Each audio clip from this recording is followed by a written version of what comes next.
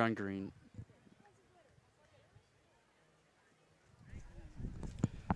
This is NewHampshireTrackandField.com, powered by Runners Alley. Come to you from the 2024 Division II State Championships. We are underway already for the girls 4x800 meter relay.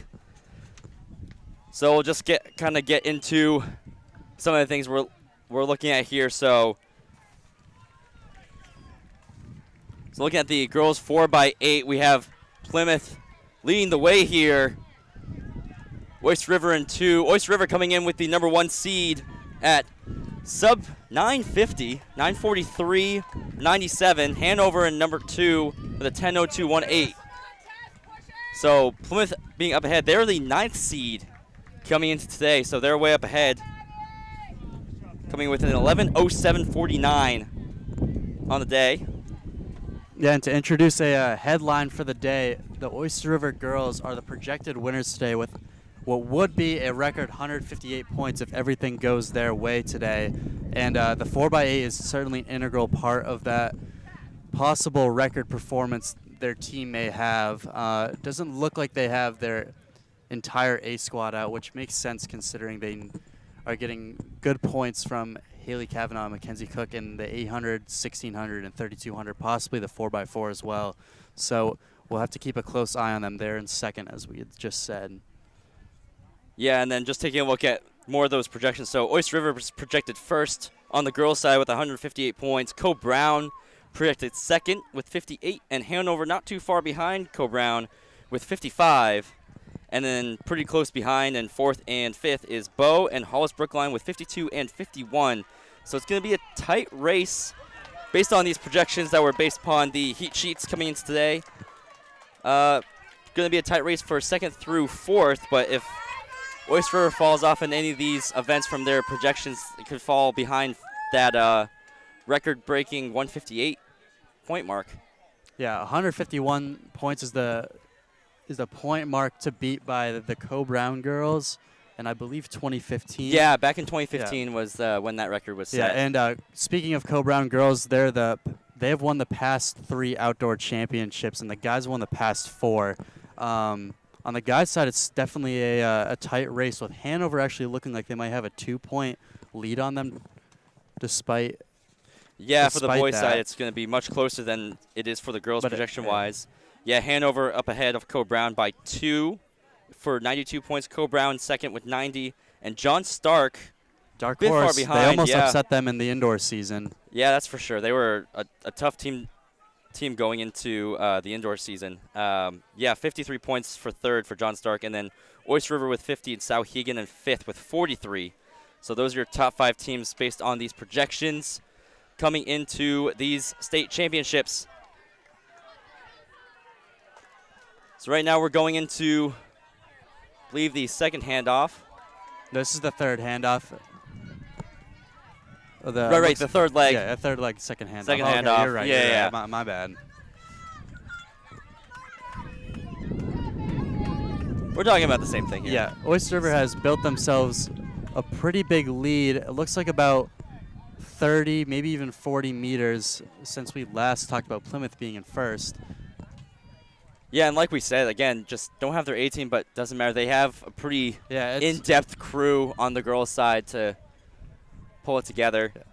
Oyster River girls have certainly been they have a dense history of really strong distance runners on their girls' team, so no surprise that they have some depth going into this state meet today. It's the, of course, your stars, Cook, Kavanaugh, Cardi are going to be the people that are getting you the 10 points, but it's up to your 4th, 5th, 6th guys to come in and actually execute for this win and possible record-setting performance we're going to talk a lot about today. Yeah, so definitely highlight to be Oyster River, but also I think Co-Brown can get themselves back in there. No doubt. On the girls' side. I mean, like you said, they've been reigning champions past for 3 years. Division II. Yeah, so definitely look to see them still be reigning champions as a team. See what they can do here today. So we'll keep a look at that. We'll also keep you updated on field event results as they come in as we go. Field events did start about, 45 minutes ago? Yeah, almost an hour. About They started around 4:45. We saw pole vault get underway right in front of us, and then shot put right behind us here. And then we also have another throwing circle all the way out in the field, right past that way.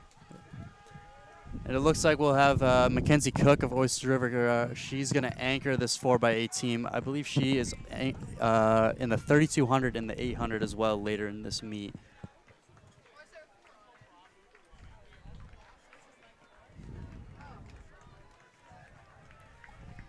Yeah, so Oyster River coming up in first. Plymouth still right behind. So going into the fourth leg, 7:44 is that split. So Plymouth, again, really surprising here. Dark horse for the 4x8. They were ninth. What was their seat time? In the seat, 11:07 was their seat time. Looks and like they're going to kill that second. today. Yeah, that's for sure. And again, just we'll look at the state record and Division II record. So the state record is 9:15:02, set back in 2011 by Bishop Girton.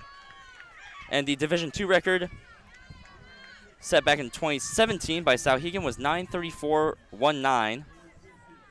And Oyster River seat time coming in was 9:43:97.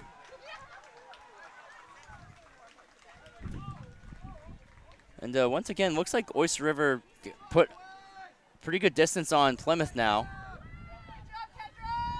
They might not be under their seed time as we're approaching about 60 seconds out from their seed of, what, 9:43?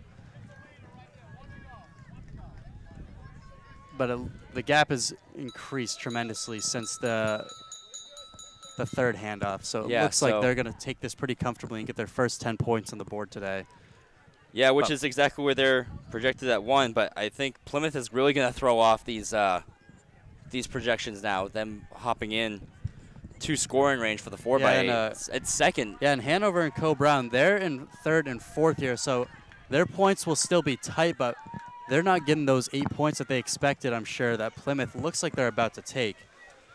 There's still about 300 meters left in this race, though, and anyone with a kick can make a move. So Oyster River is doing exactly what we expected, so we're going to keep our eye on Plymouth and see what they do here, because this could really disrupt things early.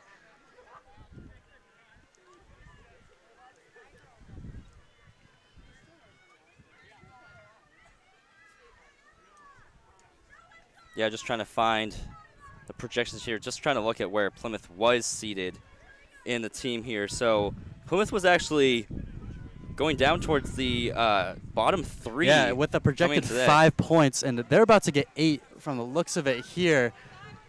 So bumping into the projections, I mean, that would, if they were just score there, that bumps them like right in the middle of the pack.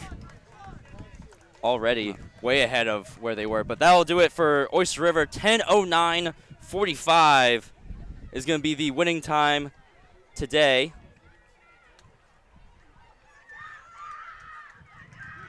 And there's a kick coming out of Hanover and Co-Brown. They are shoulder to, actually, that's Goffstown.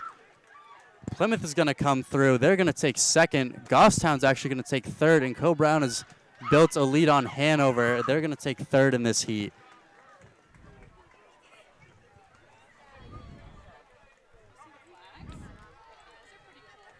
That's 10:40.66 for Goffstown, 10:43 for Co-Brown, 10:35 for Plymouth.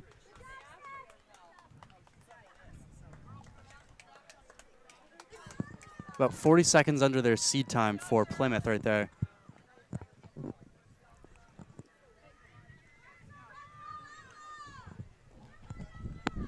Yeah, still have the last final teams coming in here.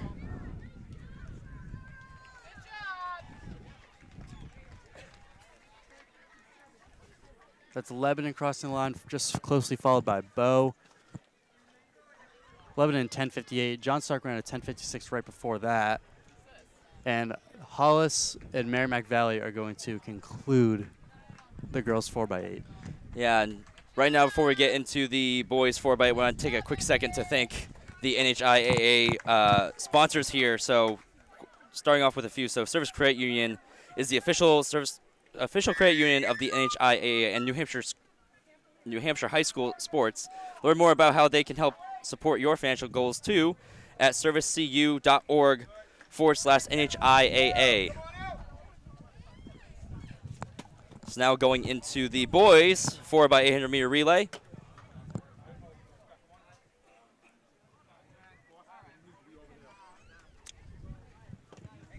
So state record coming into today is 7:47:39, set back in 2013.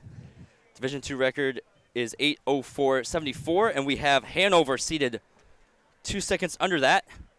On your marks. With an 8:02:48.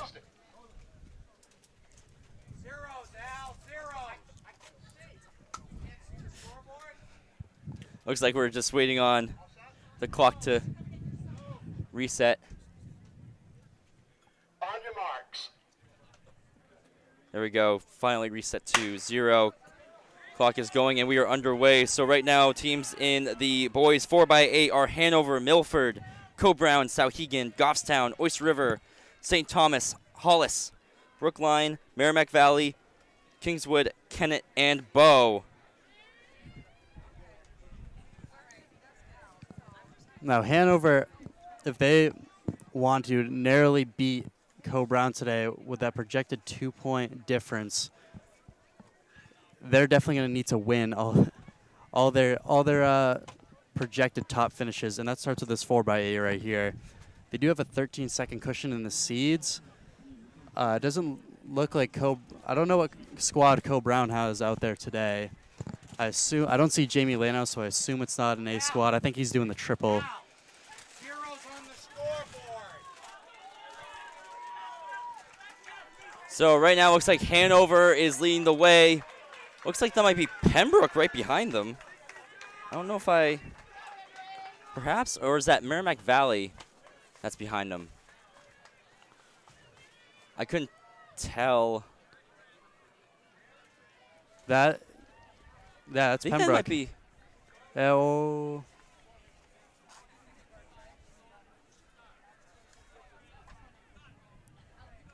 You know, Pembroke does not have a 4x8, so I believe that is Merrimack Valley. No, it's not. Oh, Milford. Oh, is it okay, Milford? they are the second seed, so that makes sense.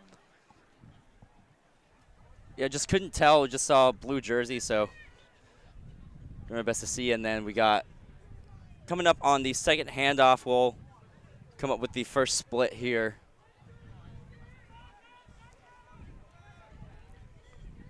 For the 4x8.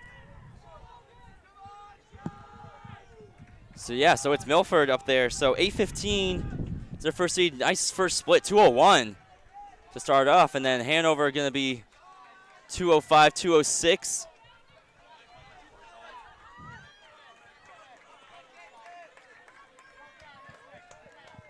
So yeah, great gap by Milford so far.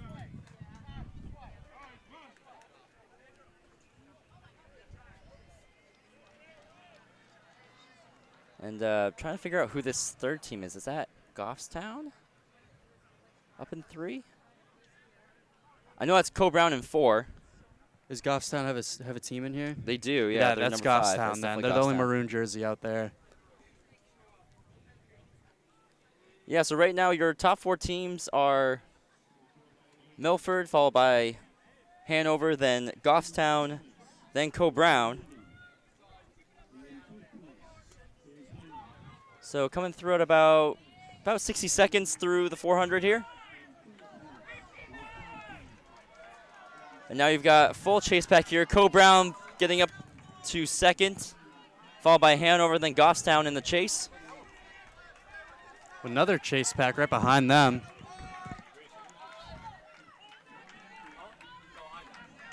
And then kind of thinning out through the back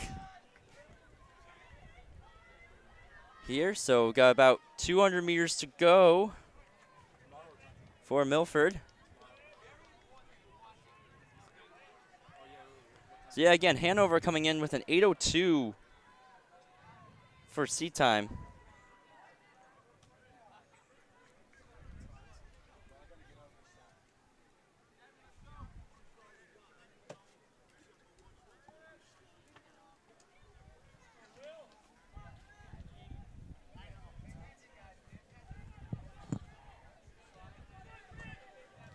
Milford's going to hand off. Yeah, about 2:06 for that second split. So 2:01 followed by a 2:06 for Milford. And Hanover getting the handoff. Then Goffstown. Got Co-Brown still in fourth. Then we got Merrimack Valley, then Souhegan, then St. Thomas, then Oyster River.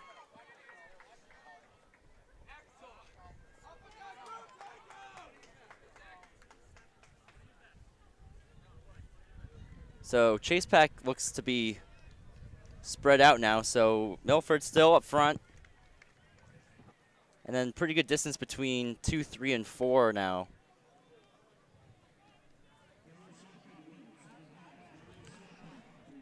So coming down straight away for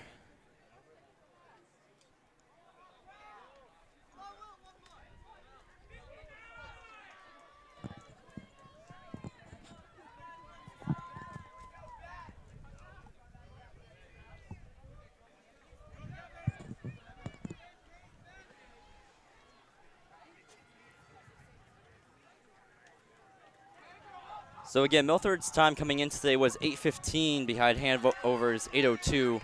So they potentially have a chance to see a season best today. Yeah, and that's quite the lead. Even with the anchors coming up, I don't know if I see that lead being diminished by the anchor leg of Hanover. And as much as I've emphasized Hanover winning all of the events they need to, it's all about where they score relative to Co-Brown, most likely. Yeah, because it's definitely a tight race on the boys' side for that. And John Stark is in that top 3 mix as well, but with Co-Brown having about a 40-point lead on them in the projections, we assume that we're just going to be looking at the two relative to each other. Yeah, it looks like Hanover gets the handoff, and Goffstown. Milford still way ahead with that lead. So they're looking good to solidify a state championship for themselves to start the day for the 4x8.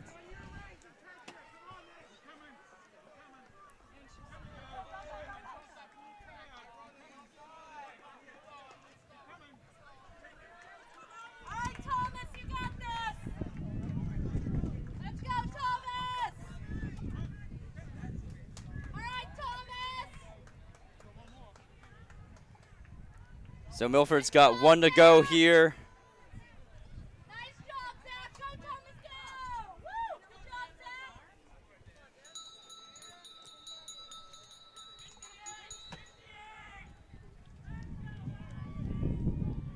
Looks like I think I heard somebody call out a 58 for that split. So it looks like we'll have a battle for second and third, Hanover and Goffstown.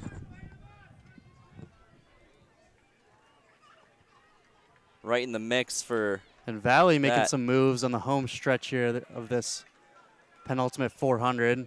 Yeah, Merrimack Valley is now in fourth right now.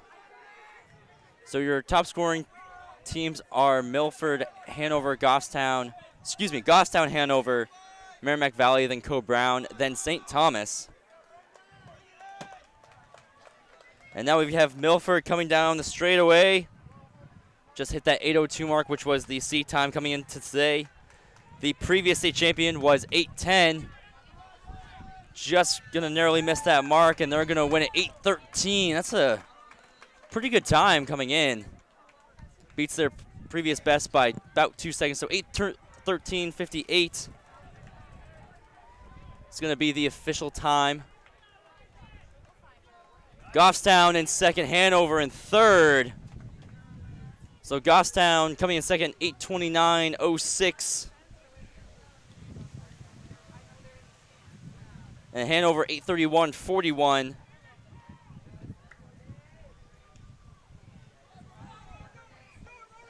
Got Co-Brown being able to pull off the fourth place with Merrimack Valley to follow. And St. Thomas scoring sixth. Merrimack Valley getting 8:52.22. Trying to see Co-Brown finished 8:48.55 in fourth, and then St. Thomas 8:58.07 to be the last team under 9. Hollis Brookline 9, flat 83. Let's go, Thomas!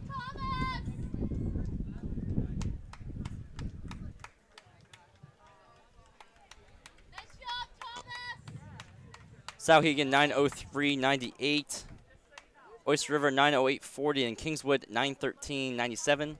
Kennett at 9:14 flat, and Bow at 9:30.80 to round out your teams for the boys 4x800. Now we're going to get into the prelims of the boys and girls hurdles. Boys will They'll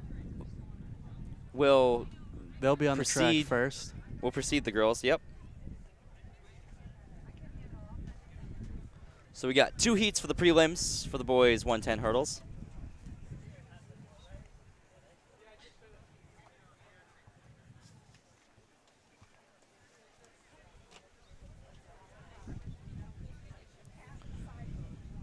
Championship apparel is available online from our partners at Northwest Designs, Inc. Commemorate your championship experience with an event tee or sweatshirt today. Link to order at NHIAA.org. So going into the 110 hurdles, as you can probably hear in our mics, we got quite a bit of wind here on this straightaway. Definitely a crosswind. Yeah, so it won't interfere too bad, but definitely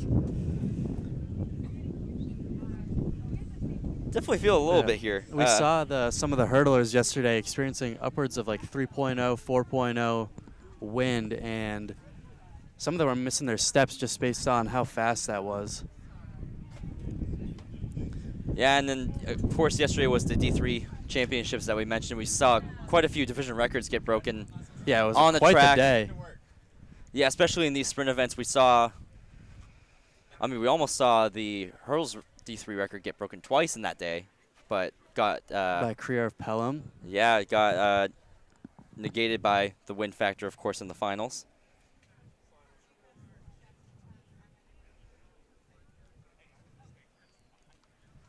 So in this first heat, we have Hanson of Goffstown, Hawkins of Pembroke, McCamick of Hollis Brookline, Giordani of Oyster River, Henderson of Souhegan, who is the favorite in this heat, Reynolds of Merrimack Valley, Calderon Rios of Lebanon, and Brochu of Kennett. The number 1 seeded time in this heat is 15:51.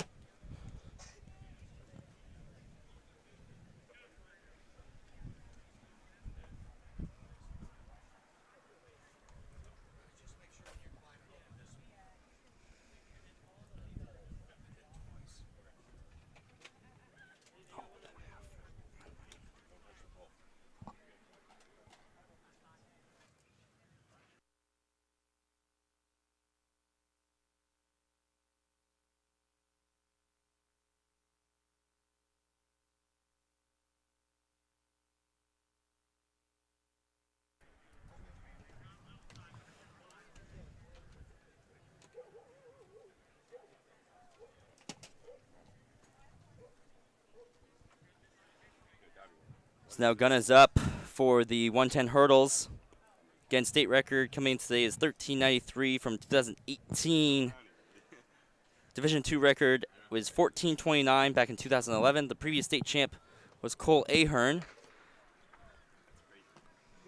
Actually went to Plymouth State, I can say alma mater now. Previous state champ was 1528, so now Souhegan. Henderson will be taking it here. That's followed by Reynolds of Merrimack Valley.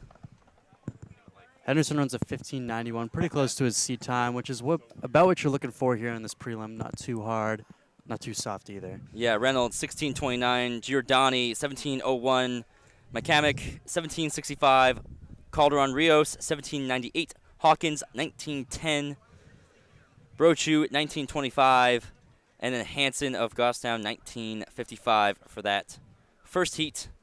And now we move into the second heat.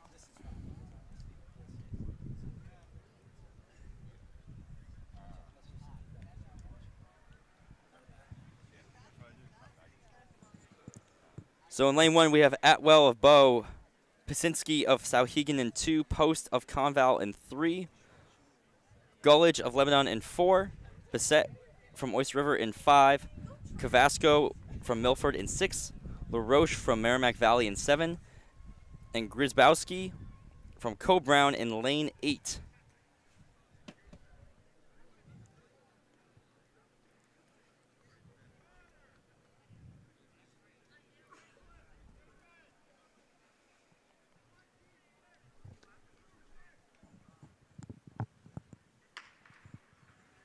We are set to go in this second heat of the boys 110 hurdles. Looks like we have a battle between Bissett of Oyster River and That looks to be Oscar Bissett who will Gullidge. take it. And that was Gullidge of Lebanon right by him. So Bissett takes it 16-38.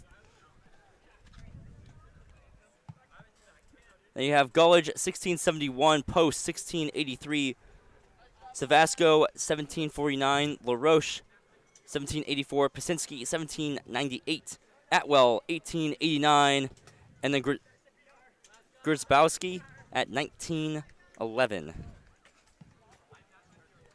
So I'll finish out the boys 110 hurdles. Moving on to the girls 100 meter hurdles. State record there is 14:23 in 2013. The retired state record was set in 1981. That time was 14:38. Division 2 record is 14:78 in 2014, and the previous state champion ran 16:55. And so we have Aaron Carty of Oyster River seated well under that, as well as Grace Dow, who was the previous state champion, who is seated at 1565. So this is where Oyster River is be looking for some more of those points here Yeah, recall on the that girls' side. Carty and Dow certainly had a showdown last year in the 100 hurdles with Dow getting the edge. Aaron Carty is the favorite in this event, along with her seeding in the 300 hurdles as well. So she's going to look to double champ in her individual events there.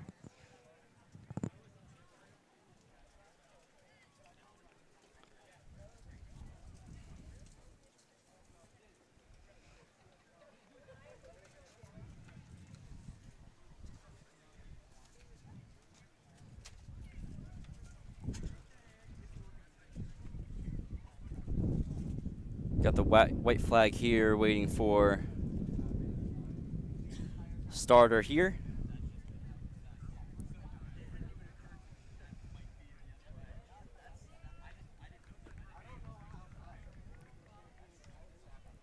So here we go. Gun is up.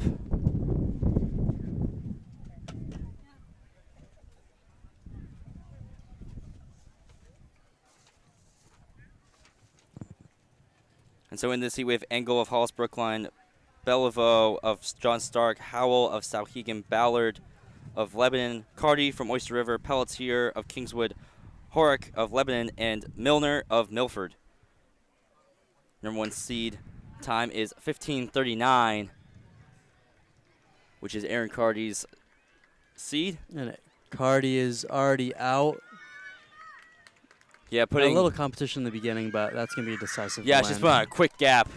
That's About well under 91. Whew. That gets pretty close to that D2 record. Depending on her effort there, we might see that D2 record go down in the finals. Yeah, I mean, the state championships, we always tend to see a lot of these records go down year to year. And that one, she's gotten pretty close. So looking at the list, so Carty, 1491. Ballard, 1671. Pelletier, 1806. Milner, 1846. Horak, 1859. Bellevue, 1887. Howell, 1909.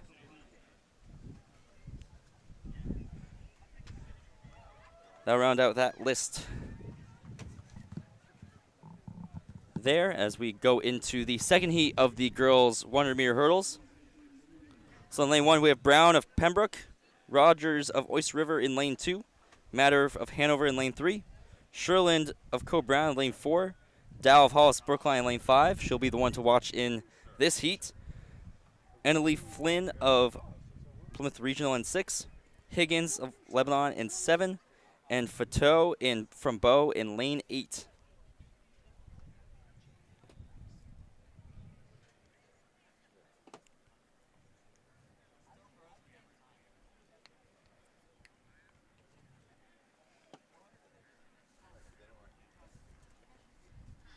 And thereof,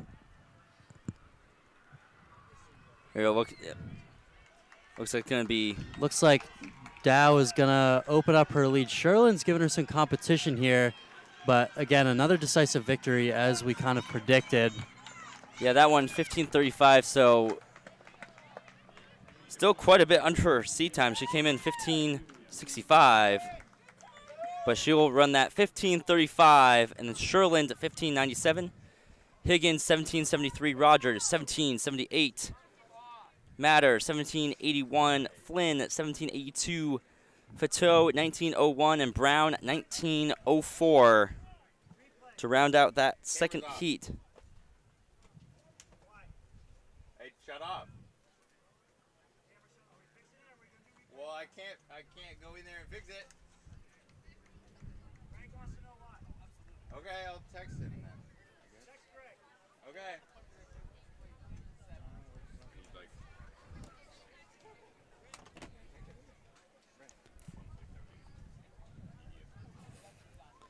So now we are transitioning into the 100-meter dash for the boys and girls again as we go through before the break, before finals. We have boys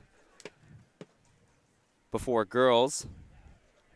And this will be very interesting here. In our first heat, we have the 2023 champion, and he was only a sophomore, Talon Willett of Oyster River. His seat time is about the time he ran it in last year, but we have the person, Kendrick Edwards from Conval, he was giving him a run for his money. I think he was only beat by about 100th of a second last year. He's under 11 this year. And we have Sam Bruno in the second heat. He's also under 11. He ran a 10.94 last weekend at Londonderry. So Willett, not one of the two under 11, but he is the former champ, has the experience winning, has had the edge on these two before. Going to be very anxious to see how he performs very shortly. Yeah, so in this heat for the 100-meter dash, it is Walcott then of Kennett, McCraney of Bow, Lee of Co-Brown, Willett of Oyster River, Edwards of Conval, Wilson of Milford, Damaris of Hollis Brookline, and Isuga of Lebanon. Here we are as they get set into blocks.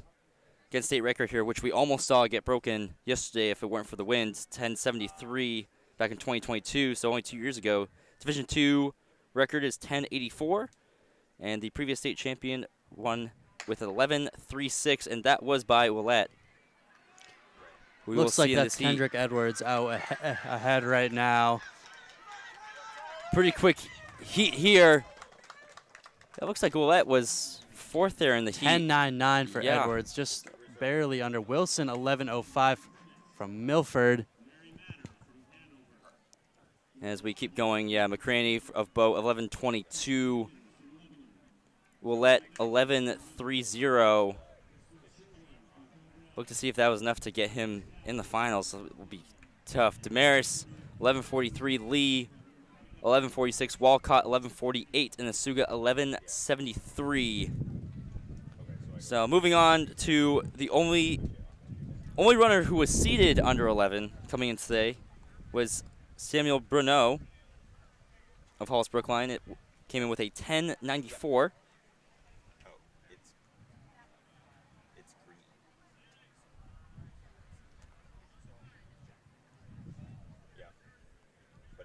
So in lane 1, we have Gedney of Oyster River, Featherstone of Conval, Penningle of Milford, Plord of Kennett, Bruno of Hollis Brookline, Keene of Plymouth Regional, Cadwallader of Conval, and Newick of Co-Brown in this second heat of the boys 100-meter dash.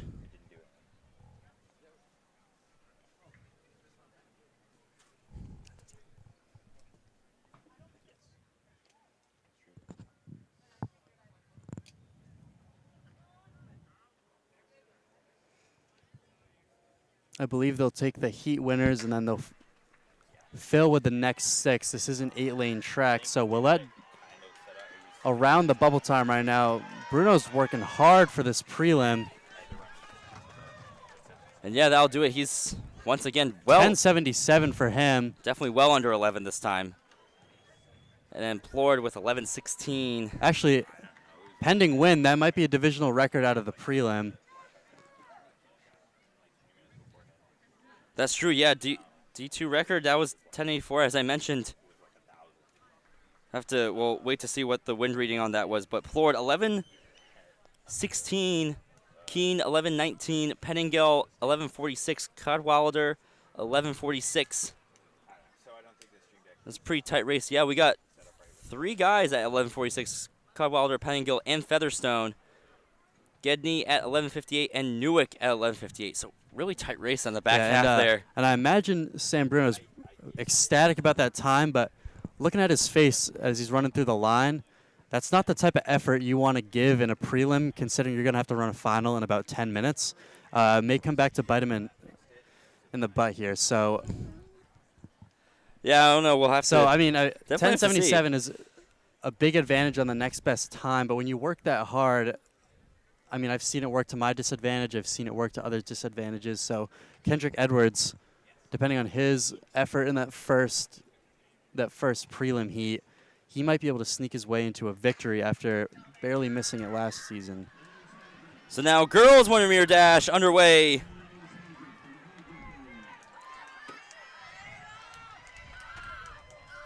And that's Ada Wheat. She'll be the one to headline the sprinting events on the girls' end. So Ada Wheat coming in with a 12.50, so she'll win that heat with a 12.27. And that pending win as well. That actually would break the Division II record. That record is 12.30. So McNeil of Conval 12.88, Raposa of Kingswood 12.93, Kelly of Pembroke 13.15, Watson of Plymouth Regional 13.26, Ross of Co-Brown 13.44, Yu of Oyster River 13.55, and La Rochelle of Bow 13.74.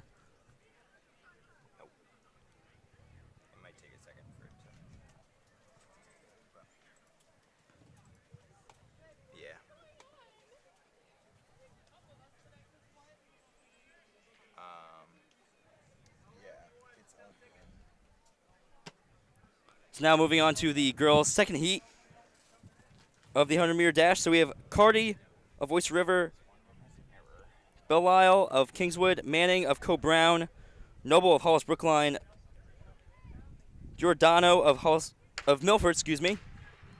Ooh. False start there. Again, I talked about this. I might be a curse for some of these athletes. I've announced the past 3 meets. I had a false start in all of them. Yeah, I had one yesterday too. Yep. Yeah, so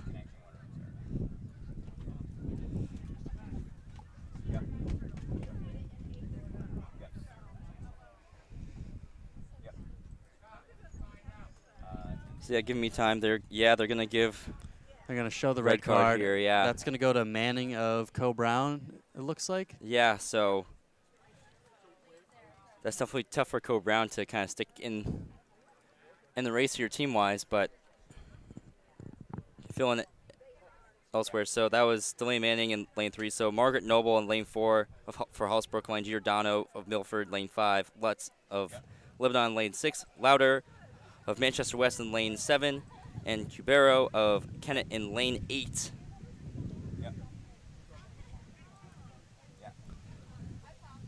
So again, talking back, we might have broken that Division II record. I don't know if we got win reading yet to make sure that's legal, but she ran 12.27. It was only plus 0.7 wins, so that is going to be a division record. So D2 record just in the trials. And I'm going to check back to Sam Bruno's performance last heat. His was 0.4 meters per second as well, so that will likely get ratified as a D2 record for him.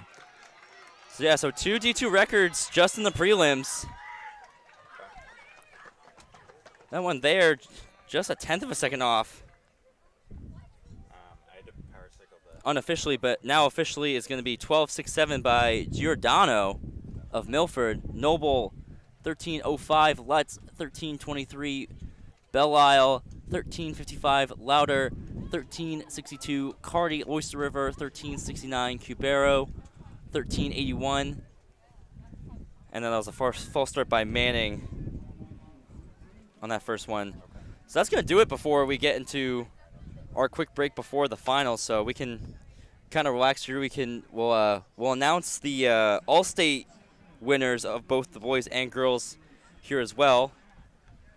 Before we get into that, we want to thank another one of our sponsors, Coca-Cola Bottling Northeast. Proudly supports the NHIAA and its championships. Visit them at CokeNortheast.com.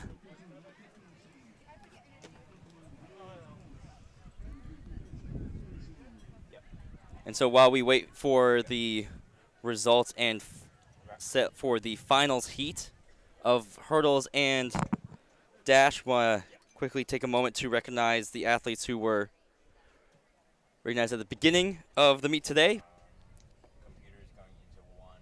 The other 2 are in 2. So All-State is awarded by the coaches and voted on during the seed meeting, and the top they are given to 17 athletes on both the girls and boys side.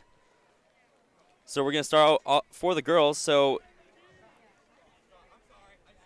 then it's Penelope Annis of Goffstown, Claire Balu, of Hollis Brookline, Avery Baumgart of Oyster River, Isabel Beckman of Hanover, Aaron Cardy of Oyster River, Mackenzie Cook of Oyster River, Grace Dow of Bow, Addison Fife of Hollis Brookline, Keely Giordano of Milford, Isabel Grenier of Co-Brown, Julia Ho of Bow, Haley Kavanaugh of Oyster River, Ashaya Louder of Manchester West, Jenny Lutz of Lebanon, Tasha McNeil of Conval, Leah Perard of Hanover, Kylie Raposa of Kingswood, Bristol Sherland of Co-Brown, Ada Wheat of Kennett, and Emma Zablisky of Co-Brown. Those will round out your all-state team for Division II girls.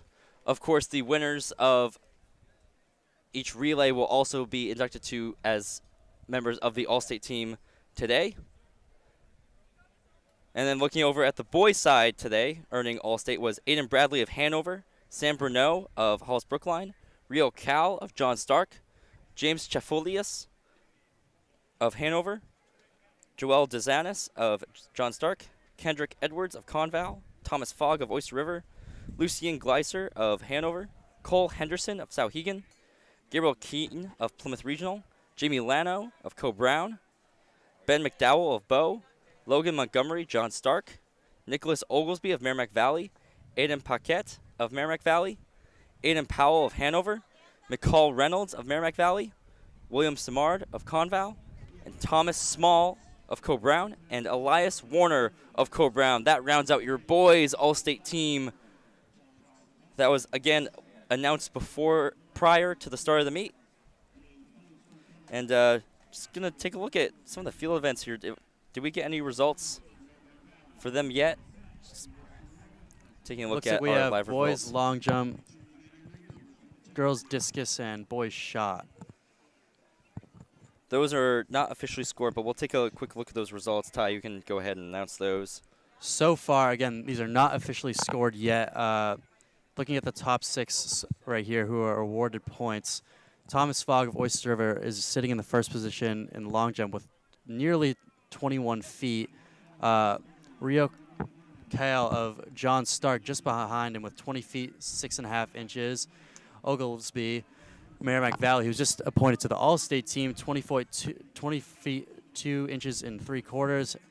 Harrigan of Kennett, 20 feet, 2 inches. Solberg of Hanover, 19 feet, 7 inches. And Katzel of Souhegan, 19 feet, 6 inches as well. Again, not officially scored yet.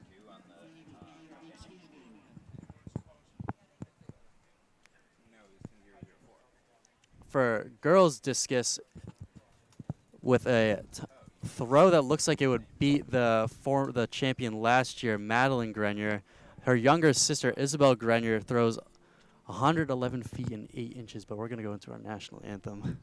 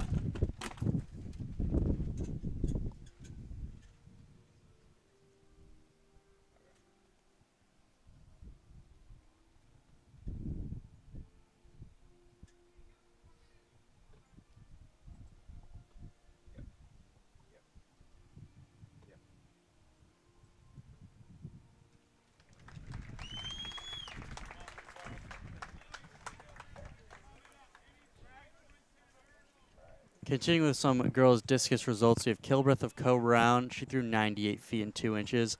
Whittier of John Stark in third position right now, 87 feet 11 inches. Narula of Lebanon, 87 feet 9 inches. O'Brien of Goffstown, 85 feet 6 inches. And Zilbliski of Co Brown, 85 feet 5 inches. And that rounds out your top 6 currently.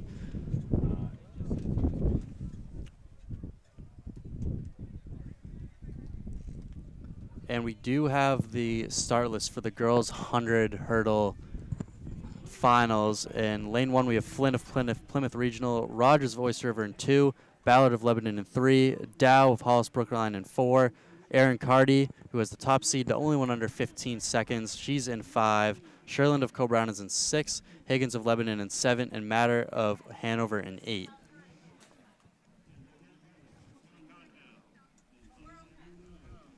So yeah, again, just want to restate these.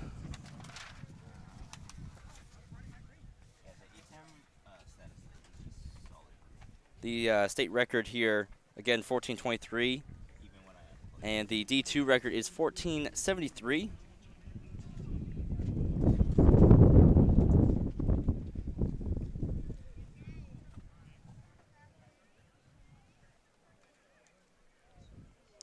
So here again, there will be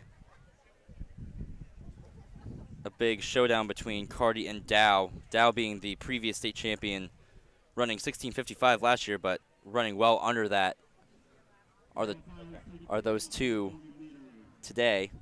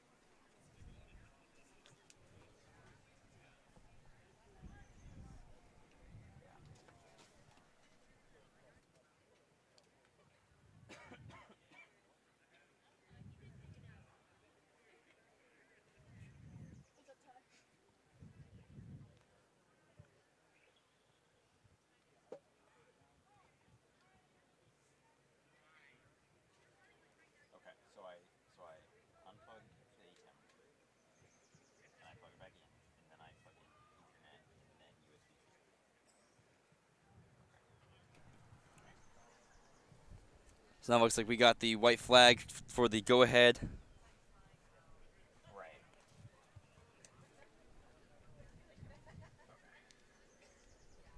Well, the girls' hurdles again.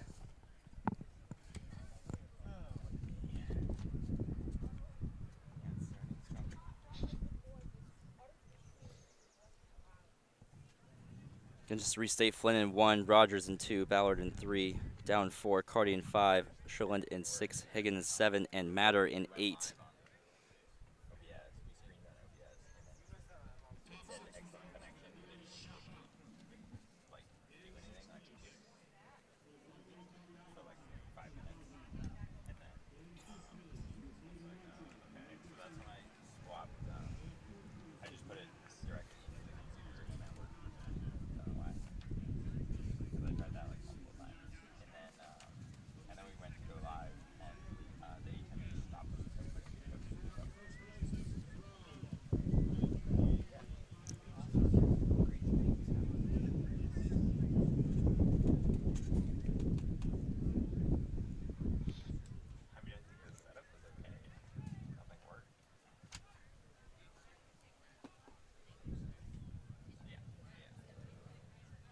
Snowga is up.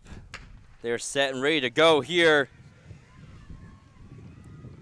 Indeed, Cardi it's looks Cardi and like Bo. she's over Looks the like, yeah, hurdle definitely. first. And now she's starting to demand this lead. Yeah, Cardi's going to take it, followed by Bo. And let's take a look at this clock. 14:69.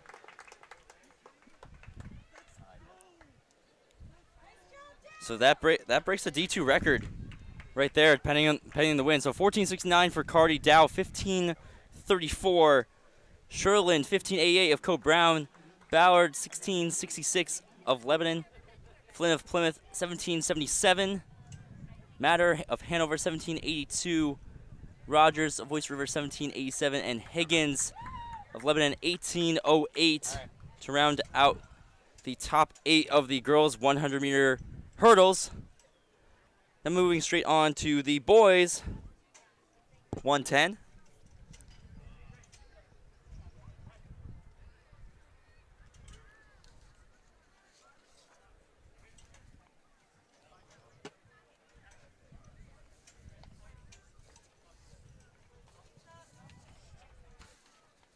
Yeah, and as the hurdle crew gets working, raising the hurdles, bringing them back, we have McCamick of Hollis Brookline in 1, Giordani of Oyster River in 2, Gulledge of Lebanon in 3, Bassett of Oyster River in 4, Henderson of Sauhegan in 5, Reynolds of Merrimack Valley in 6, Post of Conval in 7, and Zavasco of Milford in 8.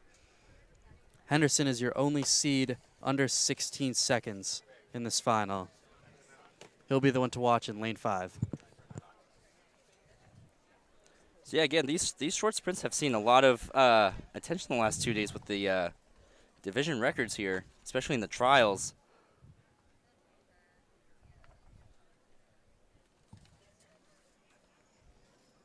Again, we saw both the D1 and, or excuse me, both division records get broken in the prelims for the 100, and then we just saw what I believe was the Division 2 record just get broken by Cardi in the girls 100-meter hurdles. So for the boys, the D2 record is 14:29, which is, again, pretty far down there. And again, the state record is 13:93, set by Billy Powers back in 2018. I believe that was set at the D1 meet at Merrimack. I remember seeing that one too.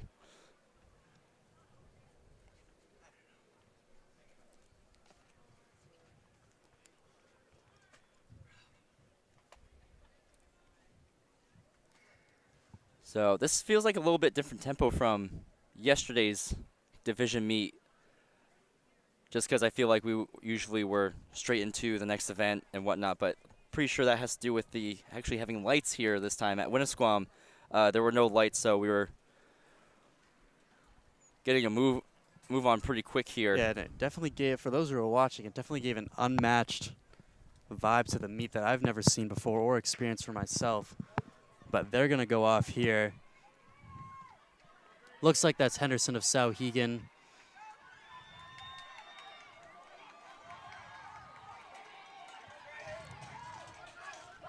He's going to take it in first. It looks like Bassett might have got second. That's going to be narrow. Henderson, 1571. He's going to be your Division II 110 hurdles state champion. Bassett got second with 1629. Reynolds of Merrimack Valley, 1634. Post of Conval, 1654. Gulledge of Lebanon, 1690. Savasco of Milford, 1706.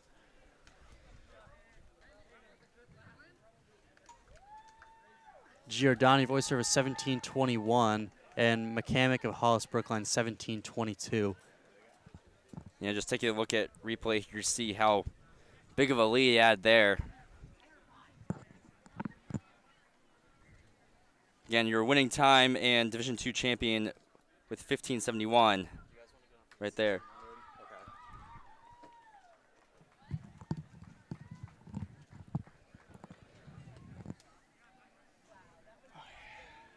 So now coming up is going to be the girls 100-meter dash. Again, we just saw Ada Wheat headline the trials there, breaking the D2 record. That record might be up for grabs still by herself in these finals.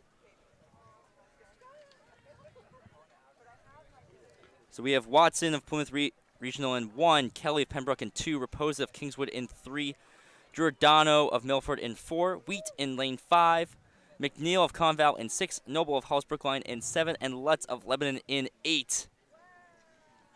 As we get set underway, for the girls 100 already in blocks. You're set to go here, underway.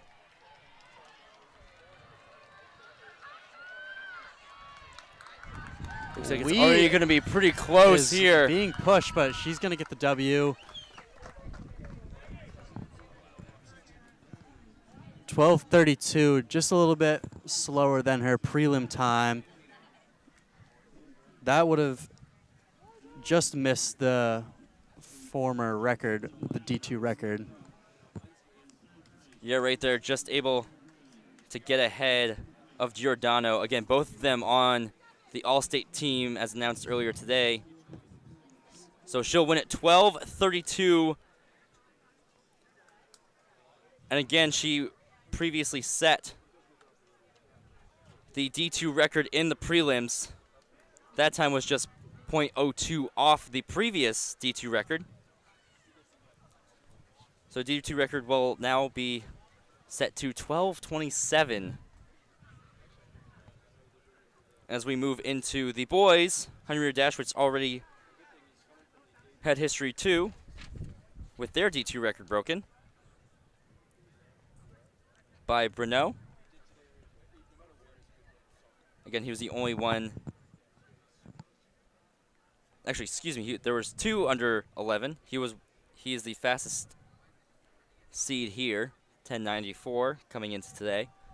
So it'd be Damaris of Hollis Brookline in lane 1, McCraney of Bow in lane 2, Plord of Kennett in lane 3, Edwards of Conval in lane 4, Bruno of Hollis Brookline in lane 5, Wilson of Milford in lane 6, Keene of Plymouth Regional in lane 7, and Willette of Oyster River in lane 8, who was the previous state championship, able to get his way into the finals here. So we're underway.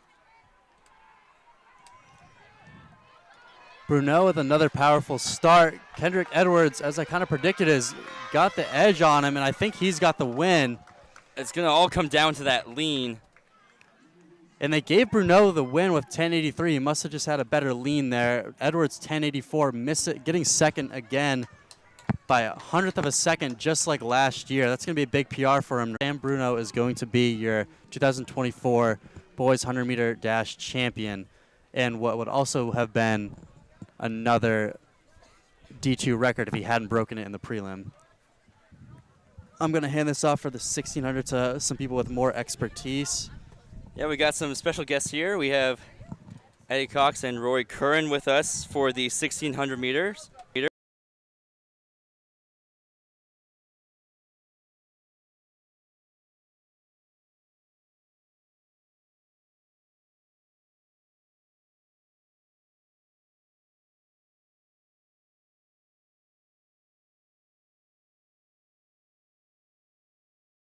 For the girls, so state record coming in today was 14:47.48. Sorry, excuse me, 4:47.48. Excuse me. The D2 record was 4:47.85 back in 2016. The previous state champion was Kavanaugh, who is back in today as the #1 seed. Her previous state time was 5:09.32. She comes in with a 4:56.02. Yeah, I think the Oyster River girls are going to be putting on a clinic here. Yeah. Definitely on the team side, but Gerard of Hanover is was pretty dominant in cross country, so I'm sure she can make some noise in this event. I agree. But it looks like Haley Kavanaugh's out, and she's just going to kind of run her own race and see who can hang with her and who can't. So. Yeah, I mean, when you're the heavy favorite, like, what else can you do? You just want to get out there, don't give anyone else a chance. That's right. Beautiful day for it. I don't know if you guys have been talking about that, but Oh, yeah, no, we haven't Holy mentioned the moly. weather, but yeah, you're right, beautiful day. We did mention the wind as a factor kind of in the Yeah. in the sprints here, but Yeah, it is definitely a beautiful little day. Breezy. A Yeah. little breezy. Yeah, we're checking the wind, make sure all those had a few of those different records get broken in the Yeah. sprints. I think the heat is definitely helping the sprinters more than the distance runners today. Oh, for sure. I would say it's definitely a little toasty for distance Yeah. runners, especially because we're not used to it yet. Yeah, maybe like 2 weeks ago it was probably like 40 degrees. Yeah. And now it's Yeah, what, straight into 80-degree weather, Yeah. Yep. straight in. Yeah, definitely not beneficial, So but looks like they're going to come through in about, 75. right about 5-minute pace. So controlled for Kavanaugh for sure. and she definitely has some good company with Perard there. Yeah, she's right on her heels, that's for sure. So I would assume Kavanaugh's just going to continue running that pace and maybe drop the hammer a little bit and just see how long Perard will stay with her. Yeah, she's also got that 800 coming up too. Right. That she's looking to defend. So she's got this one, then next. We have Kinda look out Swan for. kind of bridging the gap between the chase pack and our 2 front runners. So Yeah, she looks pretty good as well. yeah, definitely not the place you want to be though. Yeah. You're going to want to make a decision to try and attach that front group or lead that chase pack. Yeah, and then looks like the chase pack is the Oyster River pack of 2. So they're looking to get a good amount of points here today in this distance events for sure. Yeah, I again, mean, on the girls' side, Oyster River is definitely looking to chase that previous Co Brown points record set back in 2015. mhm. That record currently sitting at 151. They were projected coming in today with 158. So just a tad slower this lap, but just above 5-minute pace. They both look pretty relaxed and in control. Looks like maybe a tiny gap could potentially be forming, but it's kind of hard to tell. Yeah, Oyster River currently holding positions 1, 4, and 5. Yep. Yeah, they've been probably running like this all year, so I'm sure they're really comfortable with where they are. Looks like a gap is forming now between 1 and 2, so either Haley Kavanaugh's picked it up or has just continued to grind away, but it looks like she's picked up her gait a little bit, I would say. Yeah, she's definitely picking up there, only coming up on 400 to go. Yeah. Well, about 500 if we're going to be specific. Yeah. I mean, you never know. Sometimes a switch just flips the last lap for some people. I kind of look at Perard as like a grittier runner, especially with her dominance in the cross-country scene. So you never know. Yeah, we'll see. That is a pretty big gap, though. Yeah. Yeah, so coming in about 345. So back on 5 Yeah, minute we're pace. back on 5-minute pace. So you can definitely see the differences in stride between our 1 and 2 here. Yep. Sauhegan holding down the 3rd place. But the 2 Oyster Rivers and a Plymouth coming up on 1 to go as well. See if they Yeah, but Kavanaugh is still cruising. yeah, I Yeah, wonder she if looks she'll good. ease up at all. She looks good. I would assume probably through the last 100 she'll relax. At that point though, like what does that even do you? You know? Yeah, you've already pushed yourself this Yeah. much. What's How much 100 is meters gonna yeah. save? 100 meters ain't much left for a distance runner, so. No. Yeah. But yeah, it looks like she might be able to get under that 5-minute mark. Looks to be. She really, Yeah, she turned looks it on good. this yeah, last she really lap. put it on in the last 400.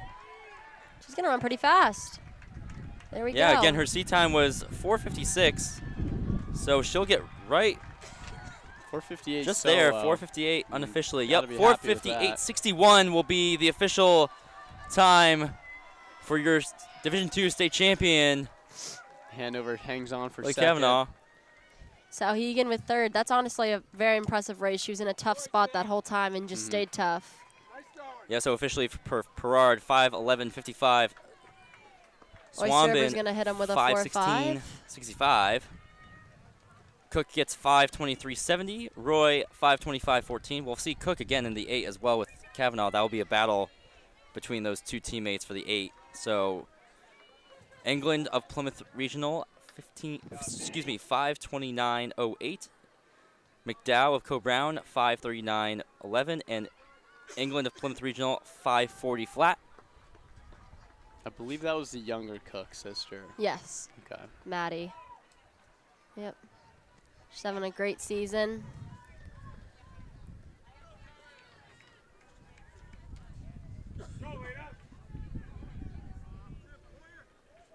So that turned out, I think, exactly how the seedings were. Mhm. Do you think the same thing is going to happen in this boys 1600? I don't know. I want to say that's more common in girl high school races.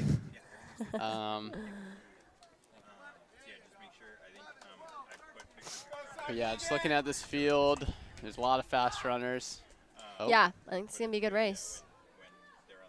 some yelling. I mean, That was Probably coming from the some- starting line? Yep. Holy. Probably some Getting emotions hype. involved, maybe. Getting ready to go. Rip this 1600 here. I know. Talked to Jamie Leno once or twice. Can assure you he is Ooh. oh, Almost had a little he's, tumble itching there. for the win, to say the least. Yeah. A little bit iffy start, but looks like they're clear to go. I think Yeah. that's No one went down, so I think we're looking Stein good. of Sauhegan out Yep. in front. Can't count out Glacier though. He's Yeah, I mean, he's a solid fast competitor. runner. He's quick. So I think Jamie's name of the game, I think, is to just keep it honest, because I feel like he has a good kick, if I'm not Yeah. mistaken. no, he definitely does. But I mean, Jamie does too. yeah, So I think it's going to be a good race. wouldn't but- count out William Samard of Conval either. Yeah. He's just been improving. Well, right now- it looks like he's Right now, Sauhegan's taking it to him. Nobody's going with him. looks like Samard has gotten a little bigger too. Yeah, he has kind of the Aiden Cox growth spurt. But it seems like he's been PRing every race, improving a lot throughout these last few seasons. Yeah, he looks good So, right now. So does yeah, Jamie. this group just caught back up to Stein, so Yeah, he was out pretty quick. yeah, that was a fast first lap. Yeah. I don't know if any of these kids I didn't- are. What was their split? I didn't see. It looked like it was 62, 63. Oh, wow. So That is pretty quick. If you want to do that in a corner. So I let's mean, no see one's here. run sub 410 this year. Yeah. But So we got a good pack, could be solid the pack magic of for the D2s. fast start. Yeah. They're still pretty bunched up, I'd say. This isn't optimal for someone. I'm sure a lot of these kids are coming back and doubling, maybe tripling. I mean, this wouldn't be an optimal pace for that, Yeah. That's pretty quick. but We'll see what happens. I would yeah, guess. they've slowed it down. Yeah, I would guess Samard would want it to be a little bit more honest, And considering. he's more of a distance Yeah. guy. Looks like he's trying to keep it relatively Yeah. honest, though, as we keep going here. So Yeah. 215. I mean, they slowed it down a Yeah, lot. I mean, there's a little bit of a gap forming there. Yeah. He's definitely picked it up. Yeah, even with slowing that lap down, it's still very strung out. Yeah, I mean, he's got, like, that's the only way that he's going to win this. Looks like Glacier's, they're going around Jamie, trying to close that gap. Yeah, they're kind of all making like Jamie work for this. For sure. Ooh, Getting state records. someone else just went around. Valentino, I'm thinking, of Hanover. Yeah. And then Jamie. And then, is that Sunny? I can't see. It's far away. Yeah, That's sunny. Jamie, not, It's like it's just this race is really strung out. Yeah. Going into the last lap of a mile, or 1600. Yeah, he needs to make quite a move here. yeah, Jamie's not looking too great, Yeah. honestly. This could be interesting. Samard is really. Yeah, he was the type of guy looking putting for. on the pressure. We could have an upset on our hands here. Glacier is taking the lead. Everyone looks like they're in pain. Jamie has a good kick, though.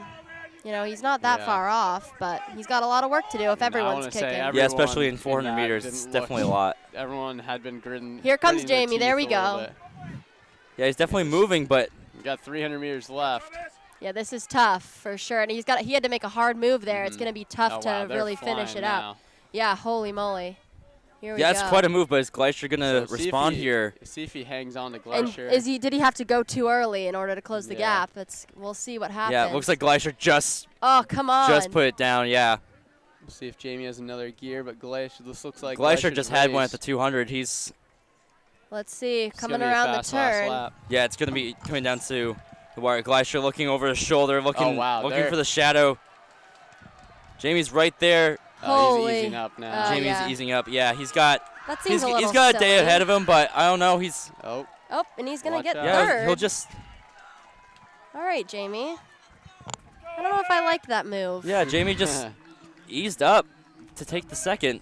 And Secure- why couldn't he have won that? yeah, I think I'm he's still not- in range to win that, but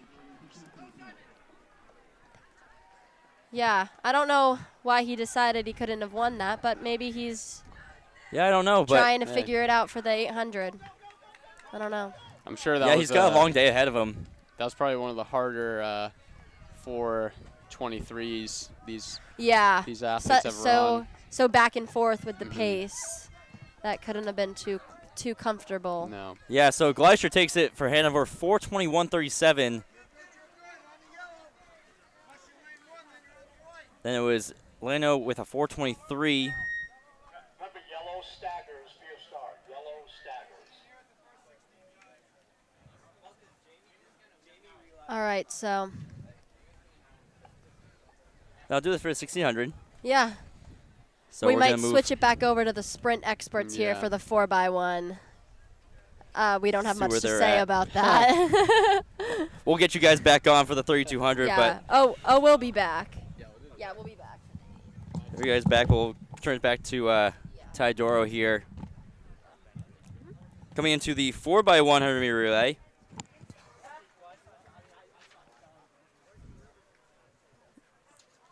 So now for the girls.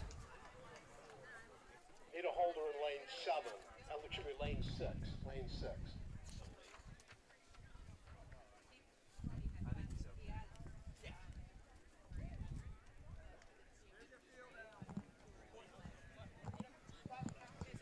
Ty, welcome back. Good to be here. Still tuning in. Tight 1600 race. Yeah, definitely tough. Definitely is something to talk about later when we see Leno come back for the 8, but definitely felt like he could have taken that 1600. Yeah, if it wasn't From mentioned Gleiser, already, but- both of them are both set for the distance triple today, and I assume they'll probably be in their 4x4s, as they are the two fastest 400 runners for each of their respective teams. Yeah, so girls 4x1 now. In this first heat will be Conval, Merrimack Valley, Sauhegan, Plymouth Regional, Kingswood, Goffstown, then Manchester West. Again, state record 48.68, set back in 2016. The D2 record is 49.04, set in 2019, and the previous Division II champion was 51.03. And there is a team seated under that. That's Kennett. Got a pretty solid 4x1 coming up. Yeah, no surprise Kennett is seated under that time. Yeah, They've been putting together good 4x4s, good 4x1s over the past couple seasons.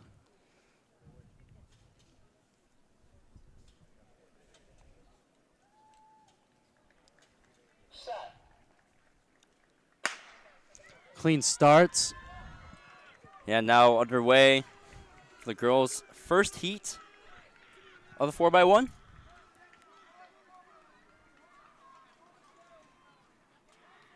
No carnage on the first exchange. Yeah, we saw some interesting things go on with the handoffs yesterday. We always talk about how handoffs are really key here for the 4x1. And we're starting to see those inside lanes finally eat up the teams on the outside. Looks like we have good pushes from Conval, Merrimack Valley, and Sauhegan. But we'll see how things straighten out here. Yeah, looks like middle lane. We've got Plymouth encroaching in there, taking the win here And than what- Goffstown. Pretty fast for the first heat. Just under 51. Unofficially got 52.97. For Plymouth, Goffstown 53.54.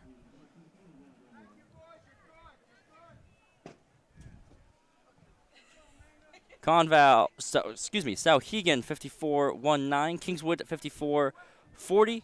Merrimack Valley 54.79. Conval 55.08. And Manchester West 55.61 to conclude the first heat.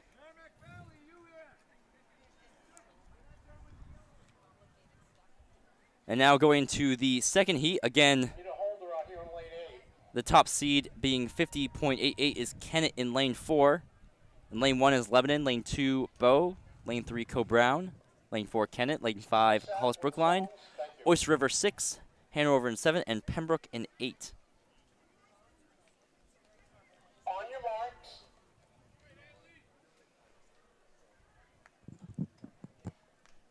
Kennett over a 2.5 favorite in this event today. Yeah, next fastest time in this heat is 52.49 by Hollis Brookline. Set. Clean start here for these 8 teams.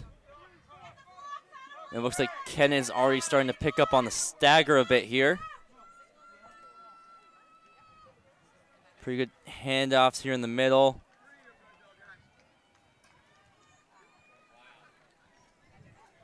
Kennett still in the back here, leading off, looks to be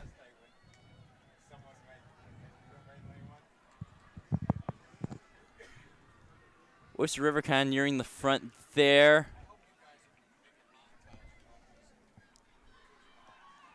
So now it looks like it's going to be we up against Oyster River. Looks like she's pulling away real quick. Again, she was your state champion in Division II, and she's going to be another state champion once again with her 4x1. 50.05. Woo. So that surpasses Co-Brown's mark of the 2023 championship last year, 51.03. So officially Kennett 50.05 for Division II champion. Hollis Brookline 51.48. Oyster River 51.53. Co-Brown 51.90. Bow 52.74. Pembroke time for that first heat, followed by Goffstown 46.56. 43.53 officially. Really close, within a hundredth of a second. Oyster River second, 43.54. Milford 43.66. Wow, that turns out to be a race of a day right there. Really close between all these teams. Conval 43.76, Kennett 43.89, Souhegan 44.09, Hollis Brookline 44.43, and Co-Brown 44.46.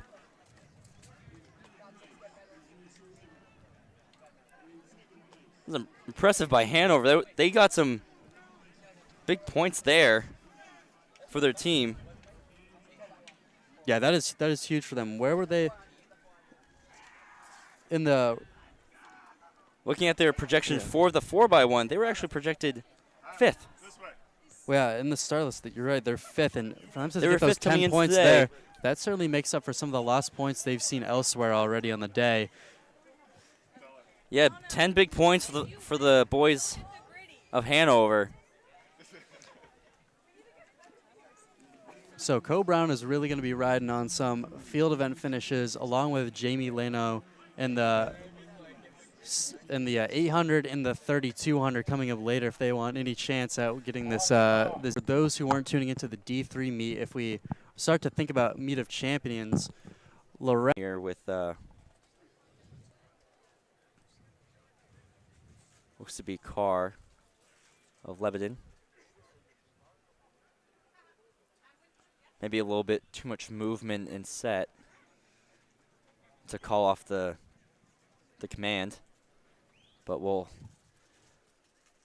go again for take 3. On your mark. Third time's a charm, as they say.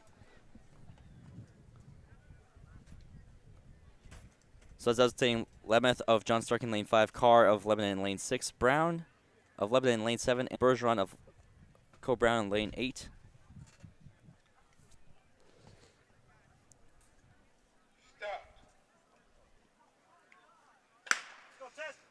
And they're finally off after a little bit of chatter on the track. Yeah, it looks like we've had a little bit issue yesterday with the 3 commands. Instead of set, hearing start. So that threw a few athletes off during the D3 championships yesterday, and might have done it again today for this first heat. Yeah, and we're seeing some movement on the backstretch already. It's a very tight crowd, so I imagine lane 8 might fall off eventually. But yeah, pretty tight pack here for this first heat. Yellow jersey, imagine that's Bo, is taking the lead through 300, but anything can happen once that lactic sets in here. Man, it looks like it's going to be Kachukos who might be coming on strong from lane 1. Yeah, that is She might be able here. Yeah, able to A PR on paper. Her seat 68-15 Conero, 69-45 Brown, 62-41. So look to see if Kachukis can get herself into scoring range with that time. Got the thumbs up from Tim Cox there on the pronunciation. Davis and Carr. Yeah, and Repose has definitely been a problem in the 400 for the state, especially in 4x4s. As Kingswood and Oyster River dueled down on a dive at the line last year under the lights. So Raposa at 61-14. I'm sure she has. We'll see her go on. Speaking of, she has built herself a pretty big lead here, although Pulowski of Bow in lane 4 looks pretty strong as well. Yeah, they're all coming on strong. It's going to be a race for the finish. And that's definitely going to be Raposa. 55, 56, 57, Might get herself 58. Well under 60 potentially. I think it's be 59.05, so she is under 60. We talked about the Lorenz performance from yesterday. There's that performance today. 2 under 60.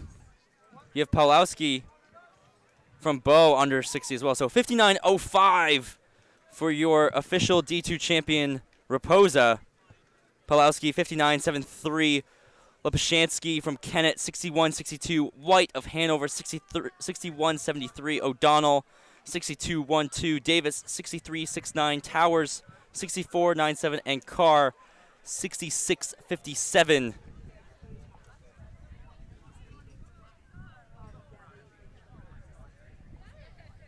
So that'll do it for the girls' 400 meter dash. Moving straight on to the boys' 400 meter dash. So the state record here is 48.24 back in 2017. Division II record 48.88. And the previous D2 champion was 51.22.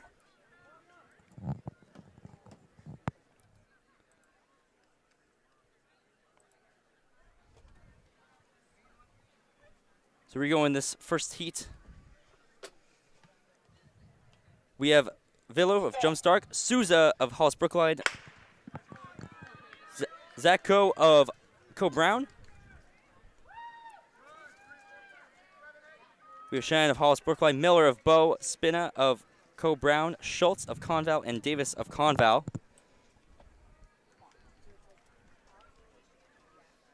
So a bit spread out here in this. That looks first like heat. Shane of Hollis really pushing them. Oh, he's eating up the stagger through the first 200 meters.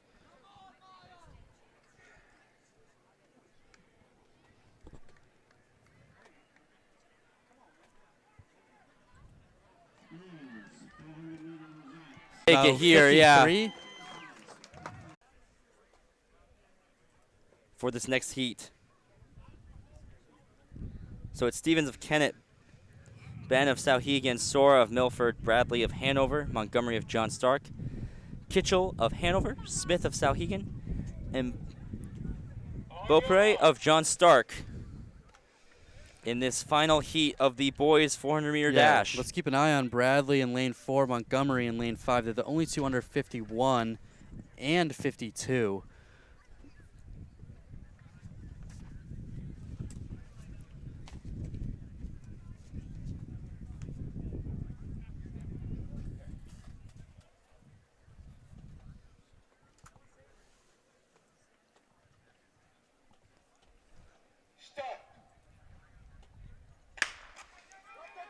Everyone up with no issues.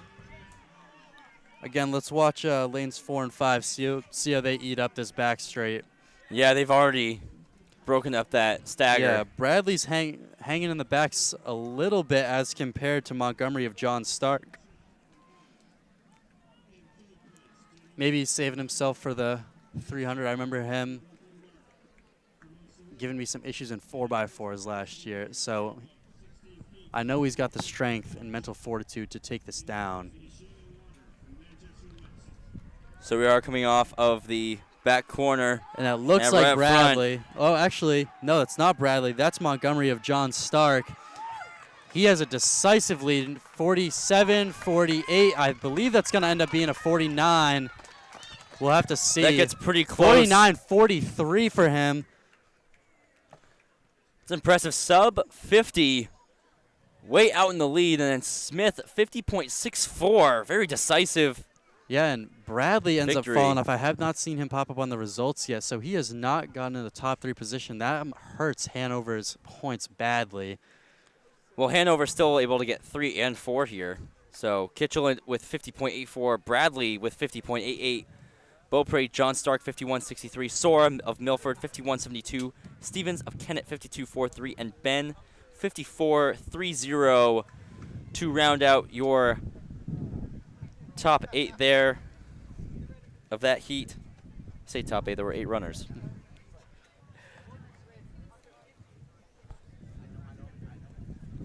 But now we'll go on to the 300-meter hurdles.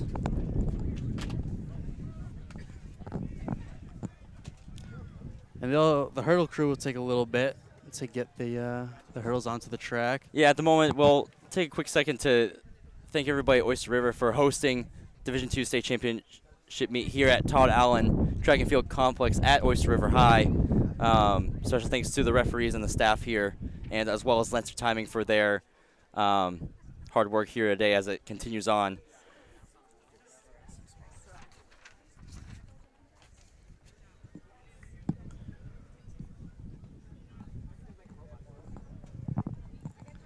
Members of the Army National Guard don't give up, and they do whatever it takes to achieve success. Find your success in the Army National Guard. Visit nationalguard.com/New Hampshire.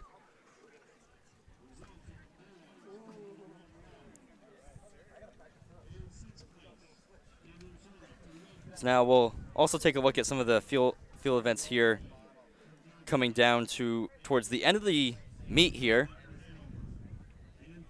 Does seem far, but I like to think about the 300-meter hurdles being kind of that center point of the track events, as we are just only have about 4 or 5 events left to finish off for track before we declare a team winner for Division II. But now going into the 300-meter hurdles, state record for the girls is 43.54.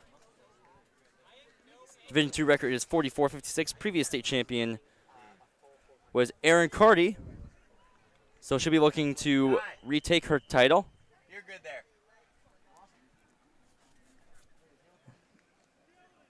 She'll be in the second heat, but in lane 1 we have Birnbaum of Bow, Bellatier of Kingswood, Rogers of Oyster River, Horak of Lebanon, Engel of Hollis Brookline, Matter of Hanover, Simpson of Hanover, and Gelsey Dries of Oyster River.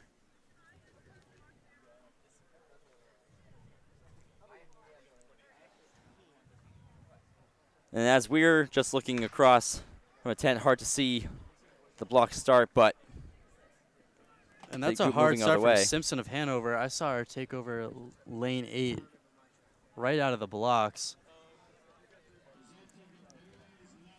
But in a 300-meter race, you don't know what it's really looking like until we get to that break at the last 100 meters. Yeah, it looks like the 2 Hanover girls right up there, Matter and Simpson, kind of taking the lead. You also have Gelsey Dries kind of with them in the chase.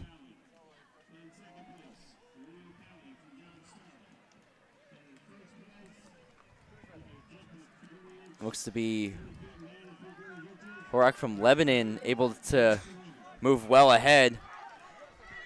Just on her tail, though, looks to be Pelletier of Kingswood. It looks like it's going to be a tight race here. I cannot tell. Look to off see what the eye official who will be. won that. Horak who will officially take it.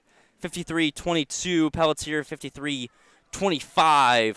Rogers 54-3-1. Simpson 54-6-5. Birnbaum 54-8-6. Matter 55-1-5. Gelsey Drees 56-7-3. So I'll do it for the first heat of 300 hurdles. So now we move on to section 2 of 2. We have Manning of Co Brown, Sherland of Co Brown, Ballou of Hollis Brookline, Carty of Oyster River, Dow of Hollis Brookline, Mosier of Merrimack Valley, Valenti of Plymouth, and Ballard of Lebanon. So we have another showdown with Carty and Dow. So it'll be a rematch from the 110 hurdles from earlier today. Yeah, and Carty and Dow's seat times are very close to each other, but let's recall that Erin Carty was the 2023 champ with 44.84 as her time. That was almost 0.3 off of the division record. So based off her performance in the 100 hurdles earlier, maybe we'll see a Division II record and a repeat champion. So coming around this next corner here. Carty has eaten up the stagger, has just about eaten up the stagger 150 meters into the race.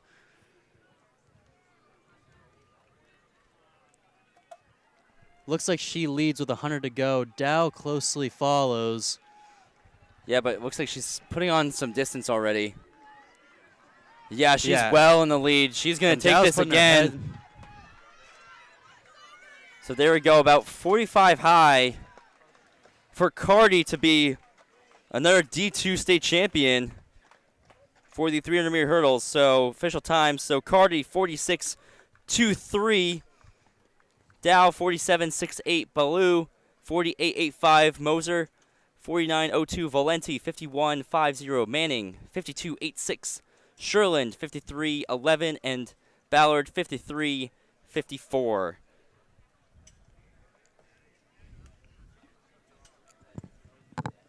So great day for Oyster River so far. Carty having a day in hurdles. Yeah, and that reminds me to check some of the team scores right now. On the girls' side, Oyster River is demanding the lead. They have 65 points. Co Brown trails with 28. Kennett has 26. I don't know what the pace is looking like for that all-time team record that we've seen set by how many Co-Brown. events did they score so far for the girls? So half of the events have been scored. They have 65 points. Okay. So right now it doesn't look like it's matching up yet, but we do still have Kavanaugh and Cook running their events in the 800 and the 3200 and likely the 4x4. So that's just on the track. That'll get them some good points. On the boys' side, we have 8 of 18 events scored. Hanover is 42, John Stark is 36, and Oyster River is 28. So Co-Brown not even in the picture yet.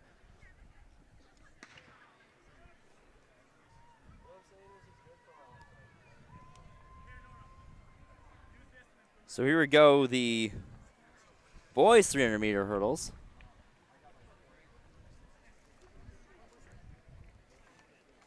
So in this heat, we have Gregor, Mikulski, Kavasco, Post, Gomes, McLean, Grzybowski, and Gullidge. All in this heat, the fastest time being 44.73 by Post. Looks pretty tight up front, but it looks like it's going to be lane 2's Mikulski, who's leading the way to take this first heat in about 43 low. So Mikulski takes it 43.55, Gomes 44.40, Post 44.53, Savasco 45.22, Gregor 45.65, McLean 46.03, Grzybowski 46.80, and Gullidge 48.33. Yeah, and looking into the next heat, we have the champion from last year, Aiden Powell, but we just saw him in the 400. I understand if your athlete's good at both events, but the 400, 300-meter hurdle double is is up there with some of the hardest doubles out there, and I imagine he's part of their 4x4 squad, which is ranked really high in the state today. So, I mean, you really got to put your body on the line for a championship in D2 or any division, honestly. But I don't know how much I agree with that approach so far. We'll have to see how it turns out. Yeah, I haven't seen many run the 300 hurdle, 400 double much.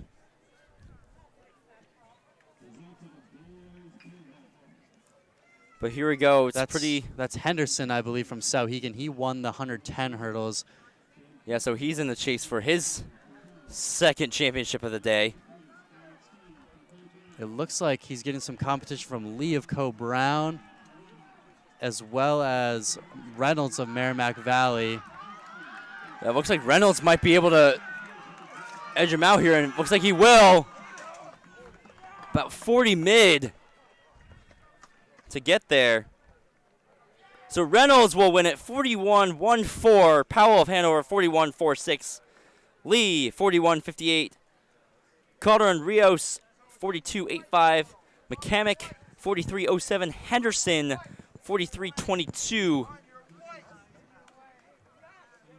Wilkening 43-36. And LaRoche 45-41.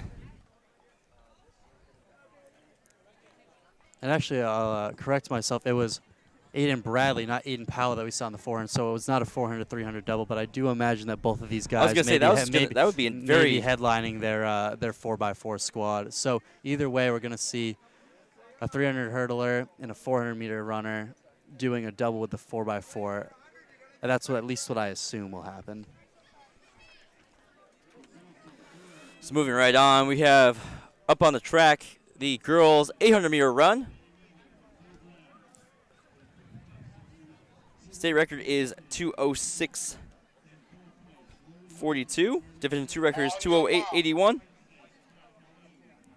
And the previous state champion was 2:17.49, and that was Haley Kavanaugh, who we will see in the next heat. But in this heat, we have Sutherland of Plymouth Regional, Bergen of Hollis Brookline, Burris of St. Thomas, Kennedy of Sauhegan, Adair of Conval, Wainwright of Hanover, Hood of Goffstown, and Perrin of Co-Brown.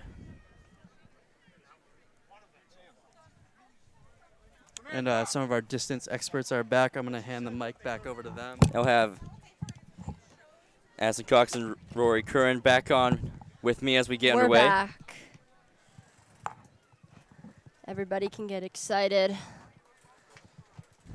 Back. Yeah, and already off to a pretty good start. Everybody's packed up pretty well in this first lap. Yeah, I mean, you always see someone sneak in to those scoring positions when the heat, in the final results, when the heats combine, you know. Still make some noise from the first heat. Let me tell you. Yeah, you have Sutherland 231 and Bergen 232, as well as Burris 232, so they could definitely make some noise there. Yeah, so they're coming through right at 2:30 pace, just about. So let's see if they can close. Sounds like they have a dentist appointment. See if they can dip under 2:30 here. Nice little pun there. A little early, a little before their dentist appointment. Yeah. You know, They're gonna wanna that way they're not late. Right. You want to go before 2:30. Yes, because then, you know. You want to be proactive, not reactive. And then you're not late. Right. And then the dentist is mad at you. Right. You know, you got to keep that good relationship. So she's got to definitely has to close, but hopefully she can. Yeah, well far ahead there.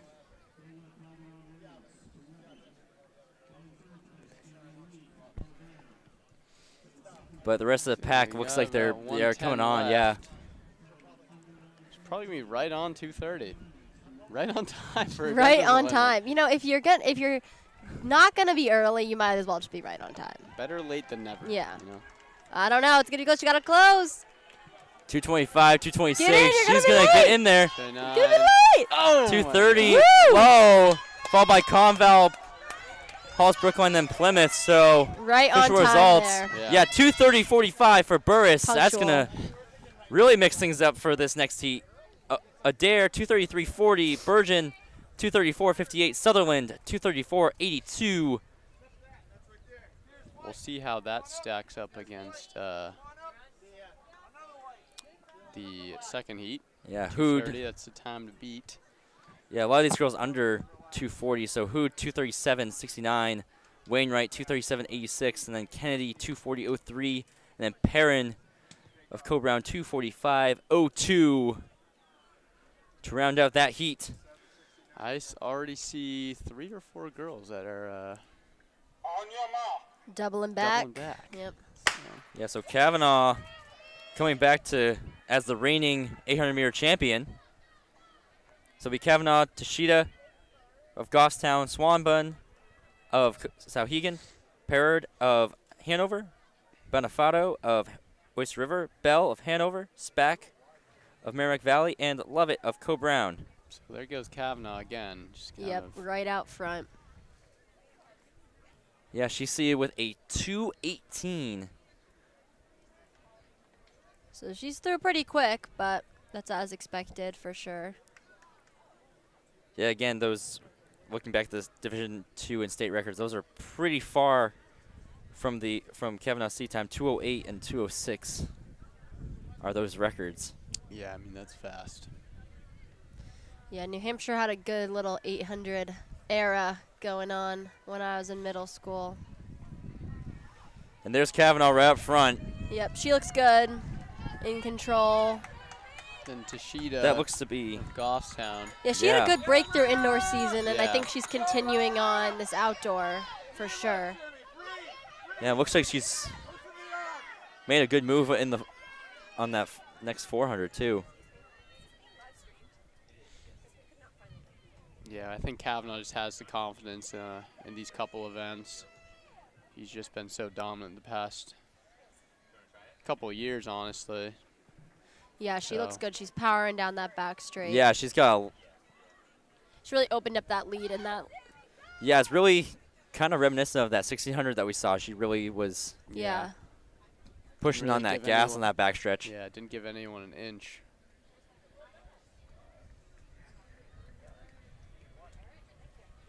I don't think she's doing the 3200. Maybe she No, is. she's not in Yeah, there. she's Yeah, not. she was just doing So- the 16 and the 8 This is gonna be a individually. pretty fast time, though. Yeah, she Yeah, it looks good. really good. Wow. Could be a PR if she 215 closes. maybe. Yeah. Oh, wow. Get in, We're get getting close. in. Yeah, again, she was seated. Get 218, in. yep, Boom, 215 there we mid. go. Great time for Kavanaugh, and then it's going to be Prairie, and then Oh, Just coming up Swan on her. better. Wow, Yeah, she's gonna There get we there. go. Tough finish for second. Good meet for her, Yeah. for sure. So Swanman's going to get 223.83 right behind Kavanaugh's 215.57.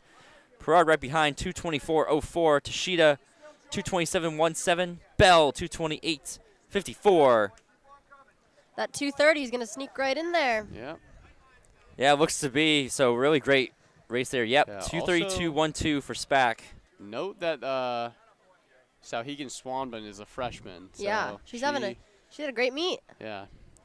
I can see a bright future ahead of her. For sure. Yeah, that was awesome. Good performances from her. She seems like a very consistent and level-headed Yeah. racer for being so young. Mm-hmm. Yeah, we'll just move right into the boys' 800-meter run. So state record here is 150.85. Division II record is 154.37. This was set last year by Gavin Demis. Yeah, so we have Korthals out in front. I watched him run the 4x8. He also had a really good indoor season. I definitely see him scoring from this Yeah. first heat. He ran about, I want to say he split like 159, that 4x8. Yep. And I'm going to say he has no problem going sub 2 right now. So Yeah, he's definitely going to run his own race here, it looks like, and everyone's going to try to follow. Yeah, it looks really smooth through Yeah. this first four, really cruising yeah, so 59 through the first four. Yeah, he looks good. Looks like he's going to just continue pushing it through. Yeah, is on pace for that sub 2, but 59 is definitely a tough split if you're gonna try doing it. You gotta close in 60 Yeah. at Yeah. the slowest. And it's always difficult to negative split in Yeah. 800 for I mean, sure. negative splits are definitely more common at the high school level Yeah, that is true. rather than He's the like college level. right on yeah, it. especially he's just trying to get the strategy right, but he's So He's he's right on cruising. 2-minute pace right Yeah. now. But I bet you he's gonna have some fight this last 150 to get that sub 2. And those other runners aren't too far behind. They're going to No. have a pretty good race themselves This as is all well. good. yeah, Pretty really fast great times. moves from them. So I don't think he's gonna get this Yeah. sub 2. It looks to but be Kesey who's making a great move to move up in second. Yeah, he's right up there. Yeah, good move by him on his home track. It's gonna be a great run by Korthals, though. He's got this. in Yeah, the bag. Korthal's about 202, 203 for Korthal's. Great. So 203.44, Kesey 205.54, Parker 207.02, Scorpion of Milford 207.44, Here we go. Novosad 208.53, Hirsch 209.11, Baghetti 209.13, Heyman 210.70. And now here we are for Jamie to come back from second in 1600. Yeah, I think On your mark. a lot of eyes are on Lucian Glacier. Of I want to Hanover. say this is more of his event. Yeah. I mean, it's also more of Jamie's event too, but Um, so looks like I'm sure these two are tired. I see a lot of kids are fresh yeah, coming in this race, so this could be interesting for sure. yeah. Coburns Kerouac is taking charge right now. I wonder if that was something he and Jamie talked about. Maybe. Maybe. But I feel like you usually don't see that in an 800. No. Yeah, it's short enough that you kind of just gotta like let it rip, really. Anytime I run an 800, I just Yeah, a Sprint. distance runner coming down to the 800, it's really just sprint the whole time. sprint the but whole time. Yeah, right now it looks like it's He looks Kerouac good. out Kerouac front, is yeah. he's a solid runner. He's had a great Yeah. season, and he's gonna probably keep doing what he's doing. yeah, so looks he's really got strong. A few They're strides on they're everybody. going pretty. And he looks pretty. Ooh. Oh. So. Looks like we've got an injury. Yeah, went through in about 62. Lano was Yeah, in that's 63 for the split. Whitley of Milford. That looked a That little looked painful. He's holding his ankle, so All hope right. everything's okay. Looked like he got Here we tripped up, go. but yeah, it's we gonna got come down to that kick. It's Lano, Glacier and Lano and Kerouac. Hey, Kerouac is hanging in there. He's holding the Yeah. moves for Yeah. sure. I mean, going through 62 is pretty reserved, Yeah. especially when you've got Lano seed Let's at 155. Kerouac's It's gonna- falling off a little bit. But might Lano's be got good a enough great for kick third. here. Turning it on. Let's see what happens.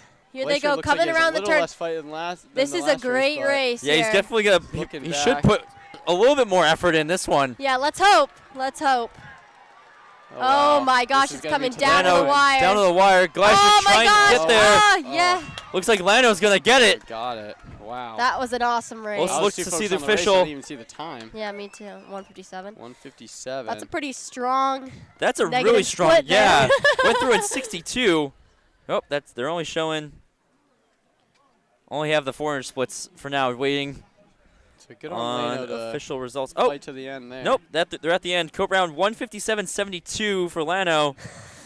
Got the little zoom in there. And 85 from Sheedy. 85 for Glacier. Yeah, Glacier That was 157. good. That's a great double. See, right for there, Glacier, that's the too. fight. That's the fight to the finish we were Yeah. looking to see in the 1600. So I guess Lano is saving for that negative split, huh? Save up Sally. Props to Kerouac to Yeah, strong finish from Luke there. Believe he was seated 4th coming in and went ahead and got that 3rd. So good for him. He's had a great season. Good time for him as well. So impressive stuff. Good, good, Yeah, good. Don't really have. Can't really get the rest of our results here, so might have to come back to those. It's not too often you see two runners duel it out this often. So Yeah, especially in high school, I feel like there's Mhm. often a dominant Yeah. performer, but they gave us a good, entertaining battle Yeah. here. in So- the mile and the 800. Yeah. So. Yeah, so Kerouac comes in third, 201.61. Irvine of Sauhegan, 203 flat. Cody of Gousetown, 203.73. Sixon, 206.95. And that'll round out that final heat of the boys 800. Awesome. So I might There we turn go. my my duties over to Ty again. Yep, for our the sprinting 200. expert. Yeah, the 200s. And then we'll We don't know Catch what you to say back for about the those. 3200. We'll Yeah, be back won't for be- the 32, though. won't be too long. We'll stay close. We'll stay local. All right.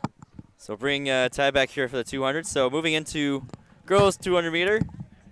Thank you to Roy Curran and Eddie Cox there for their expertise on the middle distance events. So now we're already underway for the girls 200. State records 24.44, D2 records 24.75, and previous state champ was Ada Wheat last year. 25.23 was her time. And we have Watson, Escabi, Carr, Noble, Maine, Davis, Bronson, and Carty in this heat here. That Coming looks down like Noble the from stretch. Hollis.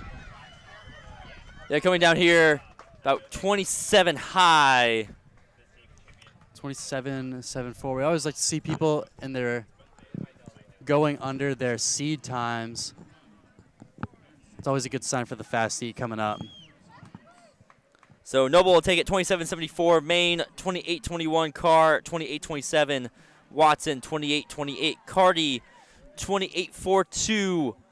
Escabi 28.48. And Davis 28.72.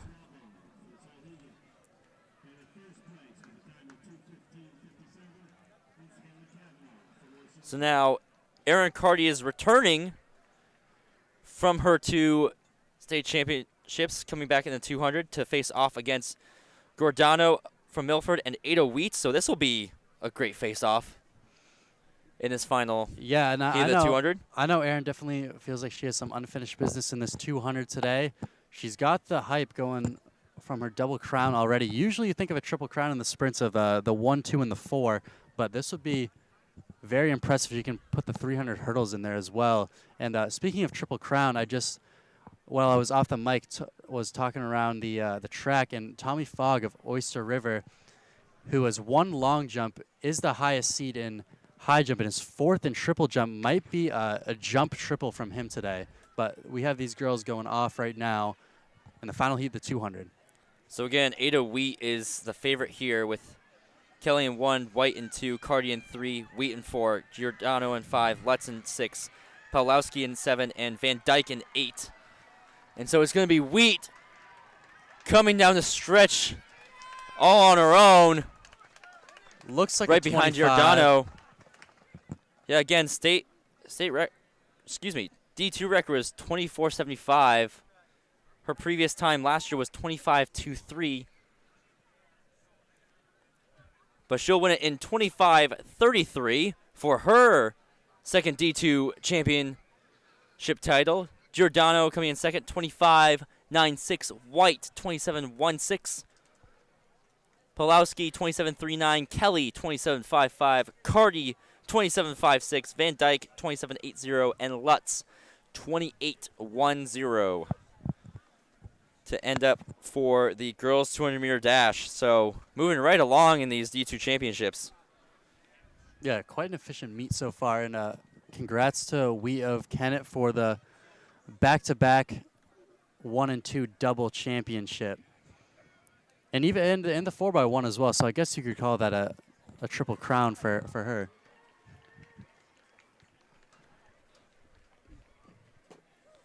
So now moving right along, we're going to go to the boys 200-meter dash.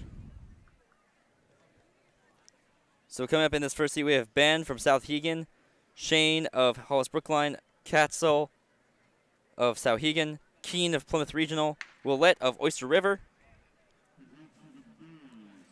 Newick of Coe Brown, Isuga of Lebanon, and Cadwallader of Conval. And Willette was the champion last year. He finds himself in the first heat this year.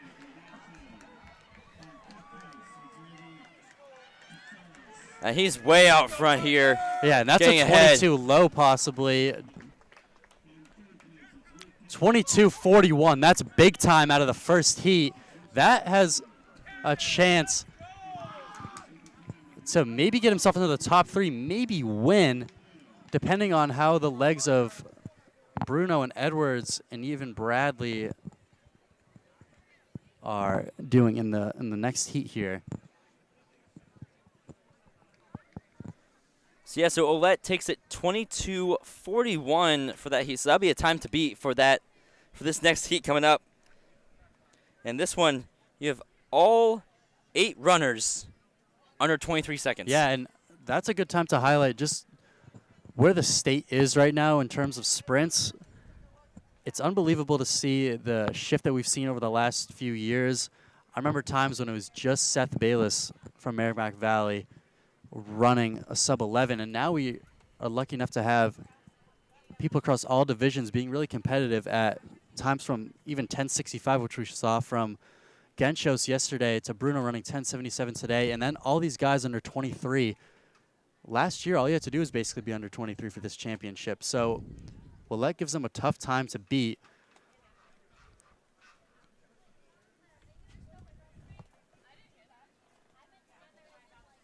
So again, state record here, 20.92. Division II record is 21.81. And the previous time last year was 22.83. And that looks like Bruno and Edwards trying to do their work in lanes 4 and 5. It's going to be their battle, but it looks like McCraney of Bose had a pretty good day for himself, is up there as well. Come on, Andrew! And then with the lean, pretty close there. We'll see the officials. So Wilson takes it. 39 of Milford. He's going to end up winning the 200. Bruno 22:40. So I'm assuming Willette will take third, and he was in the first heat. Yeah, so he moved up a ton, and just by 100th of a second, Wilson wins it. So Bruno 22:40, McCraney 22:48, Plord 22:65, Edwards 22:76, Damaris 23:32, Montgomery of John Stark 23:69. Well, that's an unexpected finish right there. That's one of our races of the day. That's certainly a spotlight. Yeah, it's a huge drastic change. I mean, Willette just coming up from the first heat, being able to get in there for third, and then just by the skin of the teeth, just being able to come out with Division II title. And I imagine our distance experts will be coming back. Well, they did any say they wouldn't moment. go too far, but looks like they may have. So we'll keep it here with Tyler here for this 32 for now. So moving right along. So the girls 3,200 meter run. State record is 10:05. D2 record 10:40.54. And your previous state champion is Mackenzie Cook, who comes in with the #1 seed of 10:36. And that is under the D2 record, so if she can emulate that today, we'll see more. We'll see more history get returned.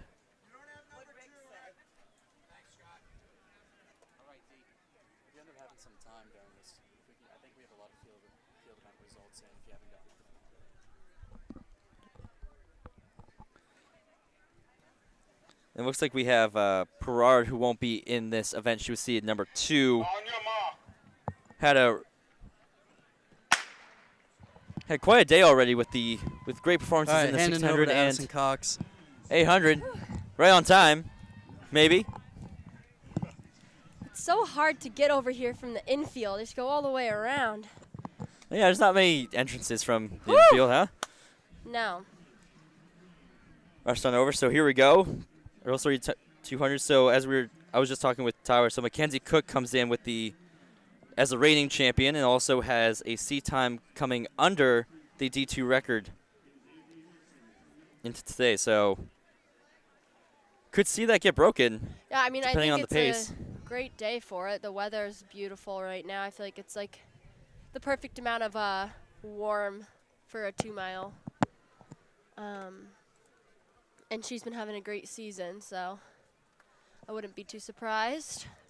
Yeah, again, last year her time was 11:20:34, so she's currently well under that coming in today. Yeah, if I remember correctly, last year she was doubling back. So this time she's fresh, she's ready to go. Just kidding, she ran the 4x8, but fresher. Well, yeah, an 800 can't do too much, especially if it's 4x8. She's had plenty of time to rest Yeah. up. And her team was ahead by a healthy amount when she got the baton, so I don't think she'd press too much. I would assume she's not really feeling much of that right now. And then we've got a good, strong pack of Oyster River as well, so they're looking to rack up, again, a lot of points in this event.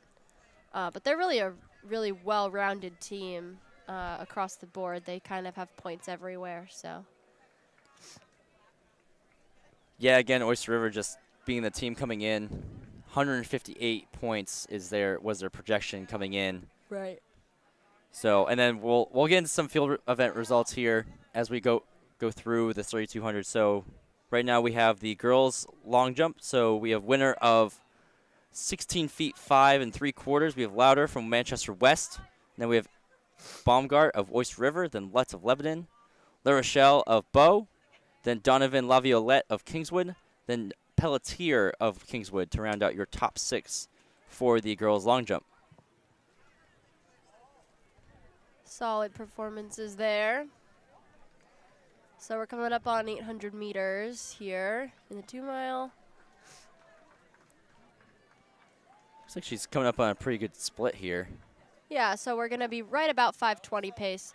So we're right at, 10:40. So we're sitting right there. That's the D2 championship record set by Julia Robitaille. So let's see what can happen. Yeah, I mean, it's going to be tough to break it as she's kind of on her own. Nobody's really on her. The closest she's got right now looks to and be it's Ferris. tough when you're in a long race like that to just continue to try to, PR, push yourself. And but if anyone can do it, I would say it's her. She's very mentally tough and knows how to run pace. So we'll see. There's still a lot of race to go. Yeah, looking now at the boys long jump, we just mentioned, Tyler actually just mentioned Thomas Fogg here. So he won long jump for Oyster River, 20 foot 9 3/4 Rio Cal of John Stark in second. Oglesby of Merrimack Valley in third. Harrigan of Kennett in fourth. Stolberg of Hanover in fifth. And Katzel of Sauhegan in sixth. So that closes out long jump for the day.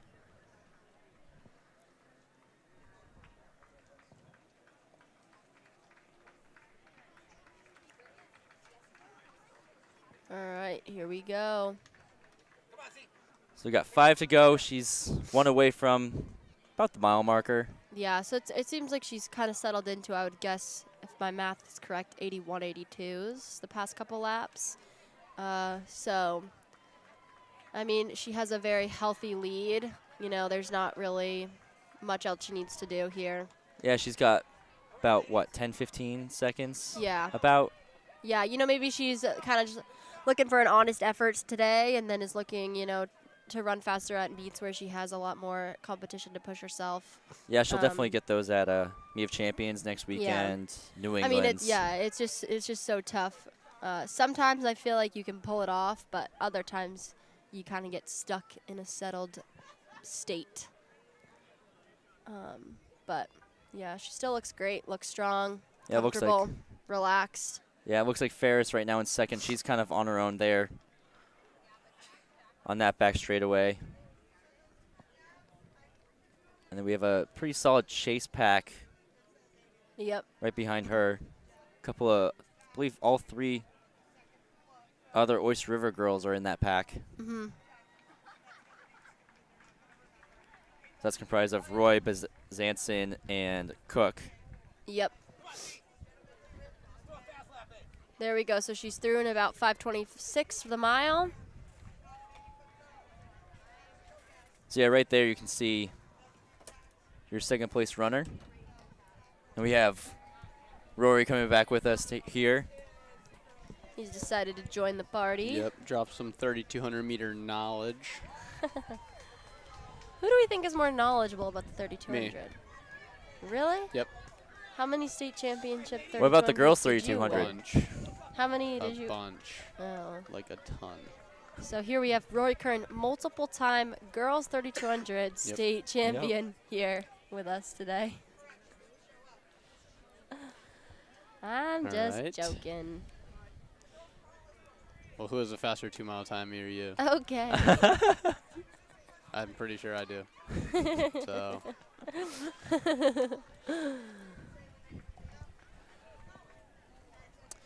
Yeah, anyways. Kenzie Cooks just looks like she's on a jog in the park. Yeah, she looks good. Nice and relaxed.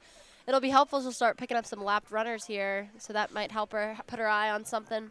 What's her PR nowadays? Does anyone know? 10:36. Okay. So a little off that, Yeah.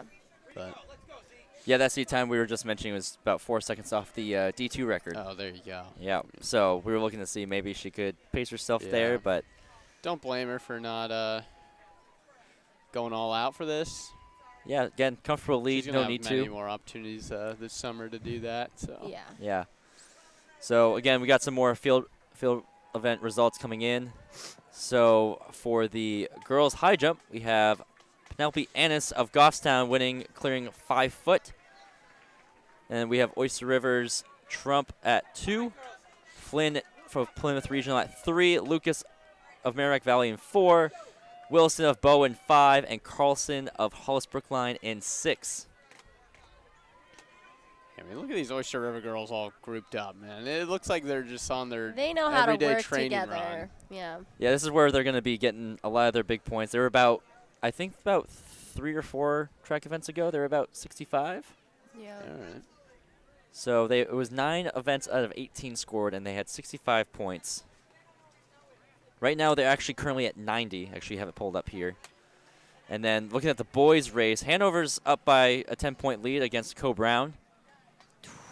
So 58 for Hanover, Co Brown at 48. John Stark is at 36. So the top 3 projected are currently there for the boys, for the That'll girls. be a good battle. I feel like Hanover has a good amount in the 2 mile, so does Co Brown. I think, that'll be a good team race for sure. But Kenzie Cook, two laps to go. She looks good still. Nothing's really changed. And then Her you have lead's well over 100 meters, so safe to say she's going to take this one. Yep, and then you get Ferris of Hanover right there in second, and then you've got the 3 other Oyster River girls coming up on Ferris too. Yeah, and they're all running pretty quick here. There's Maddie Cook, Kenzie's sister. You also have Ellie England of Plymouth Regional right on them too. She was so in the 1600 as well with the Oyster River girls too, I believe. I So wonder if they have their eyes set on that second place runner. yeah, I'm sure. Ferris Maddie from Cook has her Hanover. eyes up. She's looking. She's separating herself from her Yeah, teammates a little yeah, bit. I'm sure that's definitely a thought.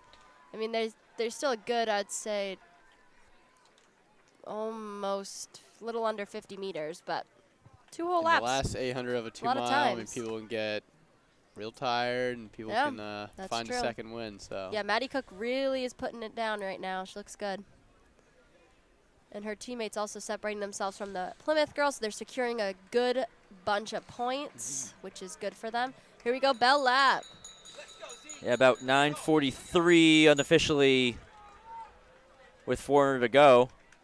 yeah, I mean, I'm curious to see how fast she could run. She doesn't look like she's Yeah. training in the Yeah, slightest. she had a big breakout race in the 32, I'd say, a couple weeks ago, and she ran that 10:36. And I would assume she's going to get pretty close to that come championship season where she'll have a lot more competition, like New England's and Meet a Champs, I mean, she's not going to be too far behind No.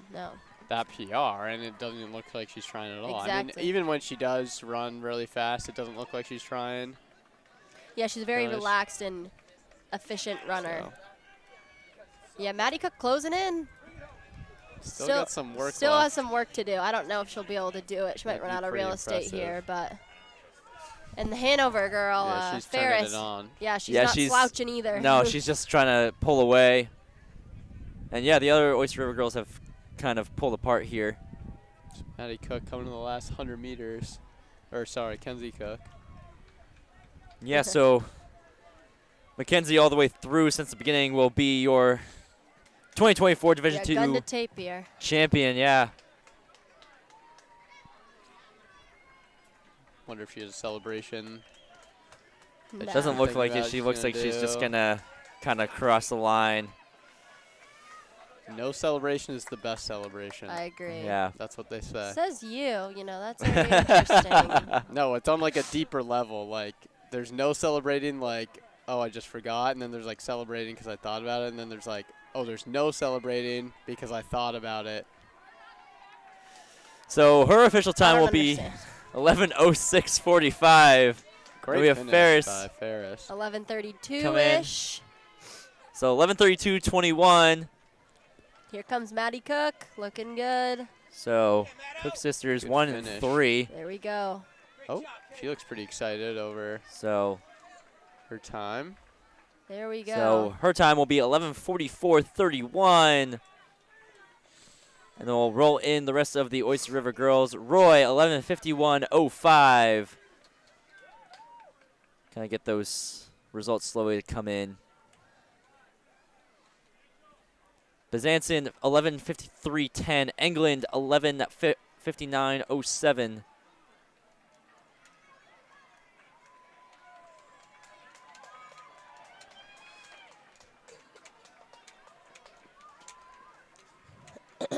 So that will be your top 6 there. So Oyster River takes 1, 3, 4, and 5, with Ferris and England taking 2nd and 6th. So Oh, huge wow. points for Oyster River Yeah. Bodies are hitting the there. floor. And they were Yeah. again, they were already at 90 ahead of Co Brown's 39.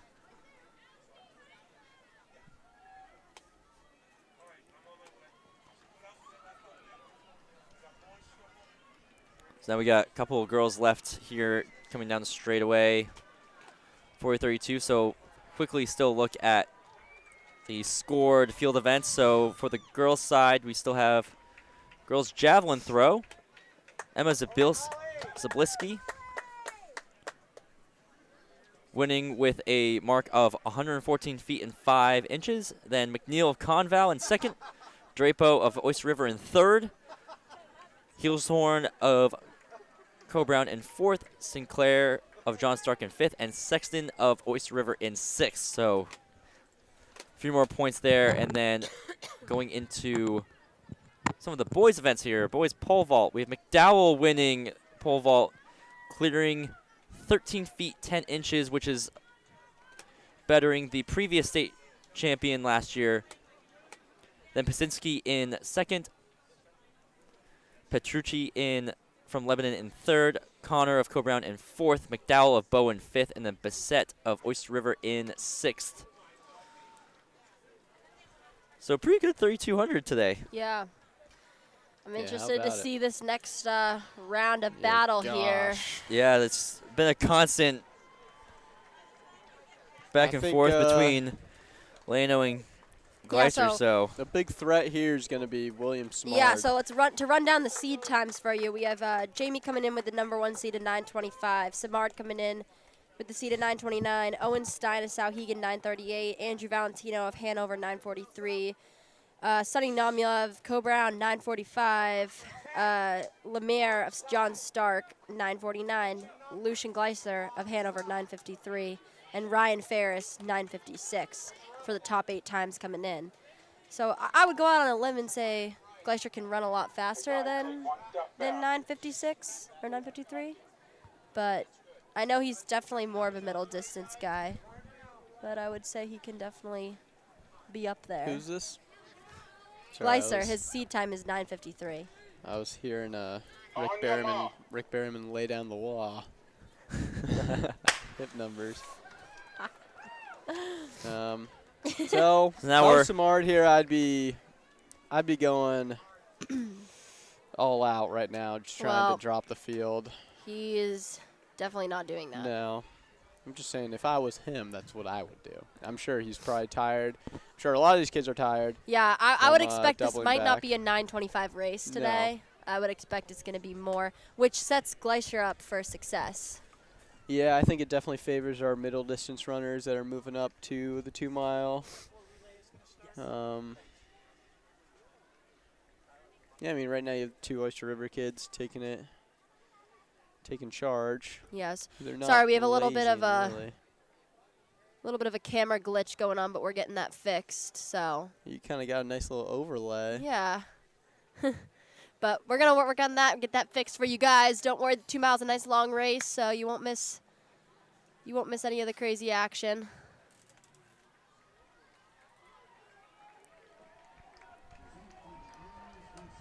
There we go. Yeah, we're back. All right, so Quick issue with that. First camera there, but we got it back. looks Sorry, like we got folks. a freshman from Oyster River here taking the lead, Oliver. So looks like he wants to control the race, and now I can't tell who's in front because I don't have my glasses on. But Lemire from John Stark. yeah, he's up there too. He's 9:49 seed time. He's a- had a good season. He's a great runner. Yeah. So they got to pay a little bit of attention here. There is a little Yeah. gap forming, and again, this is a long race, but you definitely can't fall asleep on it. It goes long race, but it goes by fast. Yeah, If exactly. you're asleep for 3 laps, I mean, That's a big chunk of the race. Yeah. You know? Yeah, I'll you might definitely come set back to yourself- bite you. Yeah. You might have to set yourself up for a final 800 that you might not be able to do. Exactly. Yeah, I'm surprised Lano's not up there with that front pack. He's kind of Is Gleischer up there? No. So Gleischer's. Yeah, Gleischer's Lano- not there either. I'm sure if Gleischer's up there, Samard, I think everyone would be a little bit more. Yeah, but looks concerned. like no, they're moving up though. These two, and then Lano is leading that chase pack. But again, those 2 Hanover guys are Yeah, I mean, trying to pull away. yeah, it they're looks like. they're right on their usual If you're pace. coming it in fresh, I seems. mean that's definitely the the the yeah. move, especially coming in with more of these heavy hitters like Gleischer and Lano and Samard. Yeah, I mean they just came through the 800, sorry, in like 232, 233. So Yeah, so definitely well within our top 3s.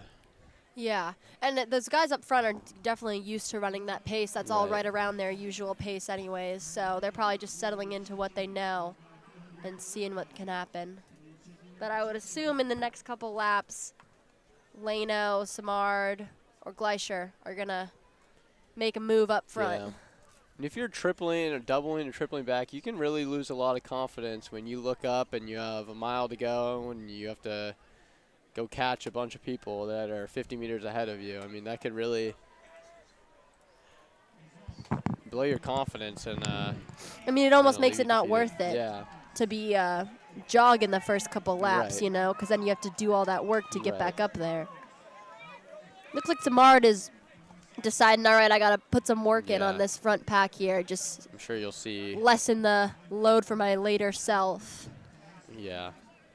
So we haven't talked about Stein from Zauhegan. I know he's doubling back, but he's just another solid contender. Yeah, he's good. He's good. He's up there, too. Dude, is this Lemire from John Stark moving up? That's my guy. Yeah, so Again, that lead pack of must be Ferris and Valentino.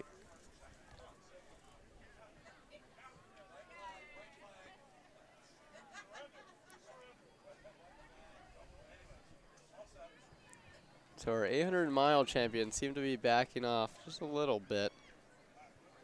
I mean, I would imagine they're pretty tired. Yeah. It's a hard But triple. I don't know if they want to bring it down to that final 400 kick. Yeah, again. I was gonna say. I mean, if you're coming off a hard kick in the mile and the 8, you gotta. I would imagine you maybe don't want to Yeah. do that again. If Yeah. they're going to have to make a move in the next couple laps. I mean, they're pretty otherwise far they're, back. Yeah. Yeah, they are. So they honestly might be making more work for themselves right Yeah. now doing this. I mean, they're kind of significantly. Yeah, I mean, it's definitely not a It's- strategic move at It's this point. it's about Yeah. 20, Just 30 tired. meter gap, and it looks like it's growing too. So I like these two, Samard Do and we think- Lemire. Thoughts? I feel like Jamie's talking to Sonny. I didn't see that, but I didn't see it either. No. maybe. Could he be like helping him out? I mean, what at this point, what could you do? what conversation is going to help I mean, I you? don't know. Like, maybe the plan, The little slingshot maneuver, the shake and bake, yeah. maybe. I don't think that's that too crazy of a thing to think. But out of that front, I mean, it's a little He bit strung still out. But looks out of like that he's front just group, I'm kinda going to say jogging right Samard now. and I mean, yeah, Lemire. Jamie's just got dropped by Sonny. Yeah. So is he? And Gleischer's not even up there Off either. the back. Yeah. No, interesting. This could be interesting. Are New they- new champion coming in hot. Yeah. Do they? So Samard looks pretty comfortable. Lemire looks pretty comfortable. I'm going to go ahead and pick Samard. I'm just going to go out on a limb. He looks good. I mean, I remember Lemire. I'm probably butchering it over and over and over again, but I saw him just dominate some of these indoor races at Plymouth State University. So Yeah. I was just, if I had to put my money somewhere, he looks good. He looks relaxed. He's been up there all day. He's probably hungry to get a title. I bet.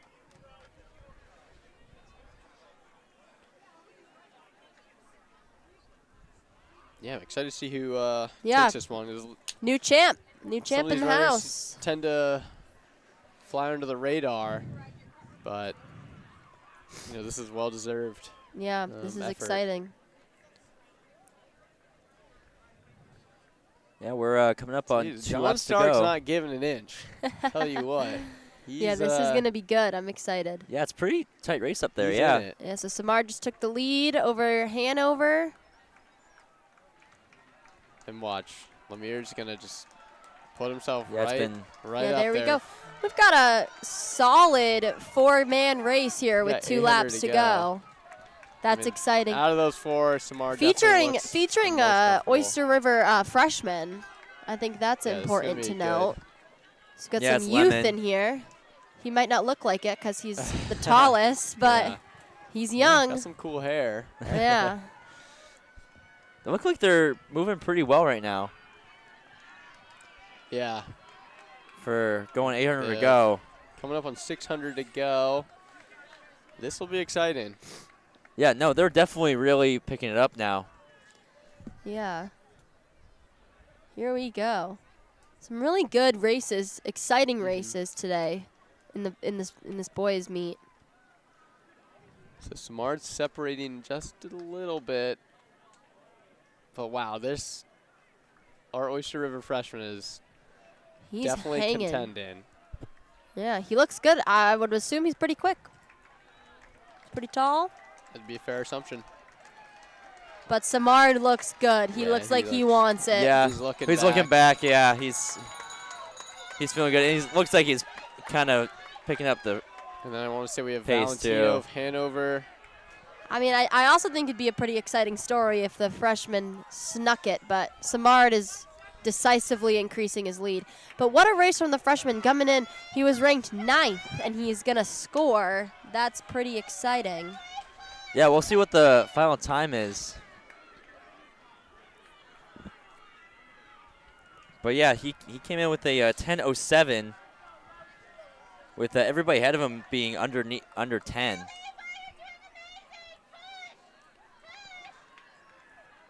And if you look, Jamie and Glazer are about to have another back battle at to it the again. finish. Yeah, Gleister is about to pass Lano. Actually, and it looks not a like- battle. No, Lano's gonna Let him go. let him go. Just letting him go.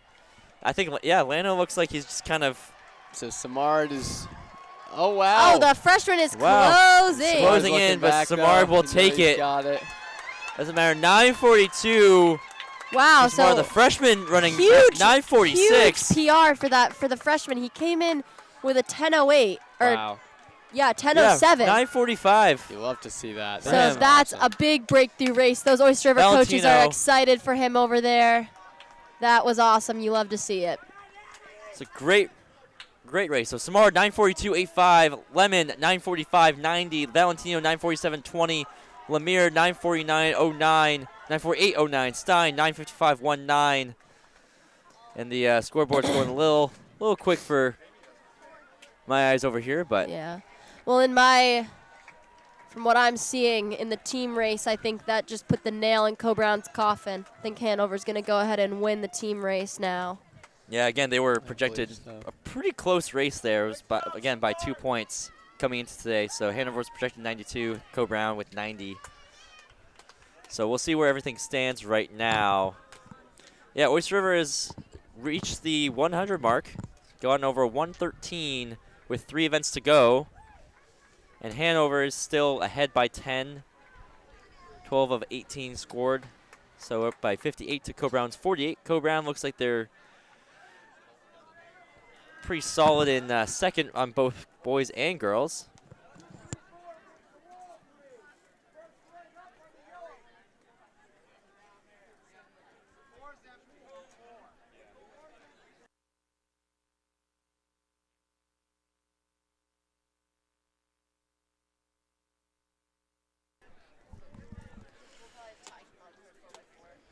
So that will be it for Rory Curran and Eddie Cox. Thank you guys for joining us. Yep, excited to be here again this year. Excited to meet. Pleasure to be out here. We'll probably be here next year again. Yeah. But great job, Great, everyone, on guys. the distance side. Thanks so much for giving your insights on And we'll be distance back events. tomorrow for D1s. Yep. So There make we sure go. to tune in. Awesome. And now we'll have Ty Doro back on for New Hampshire Track and Field, powered by Runners Alley. You know it. All right, so last event, best event, as I'll like to say, the 4x4. Let's go. So girls 4x4 meter relay to end out the track events. That started out pretty quick. Was not expecting that. So girls 4x4, state records 3:53.87, D2 records 4:03.05. 2023 champion last year was Oyster River. All 4 runners are returners this year. Not sure if they're going to be on this team, but it was Cook, Carty, Kavanaugh, and Benefato on that team last year with 4:11. So right now running in this heat is John Stark in lane 2, Milford in 3, St. Thomas in 4, Lebanon in 5, Souhegan in 6, and Conval in 7 for this first heat of the girls 4x4.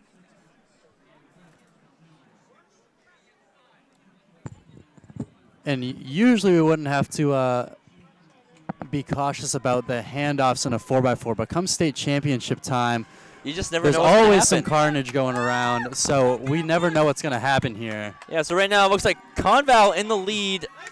Always got to be aware of, looks like Conval is actually going to be disqualified here, or are they cutting in? Oh, no, they're not doing lane stagger. That's my bad. Yeah, okay. That's my fault. I got confused. They here. I were was a like, 3-turn stagger last Yeah. night, I believe, and they've been doing that all season. So my Oyster- fault. yeah. It was 3-turn last night. Tonight they are not.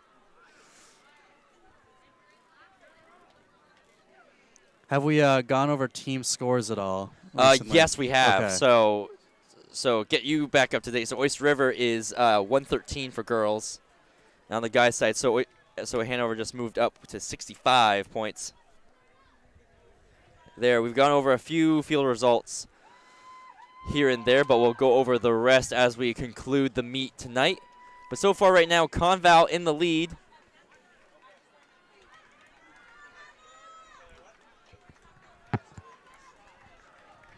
Coming up on a pretty good split here, so coming about maybe about 212, 213 for this split. About 214 actually. Yeah, maybe they can find themselves under 430 today. Possibly gives them a shot at scoring. So Yeah, under 430 would be definitely in scoring range for this event. Because the number 1 time coming in is Oyster River with a 4:15. Again, that D2 record is pretty far out of reach right now, according to these seat times, for sure. And state record so much further out with under 4 minutes for that state record. I don't know when that will get broken ever. 2013, not too long ago.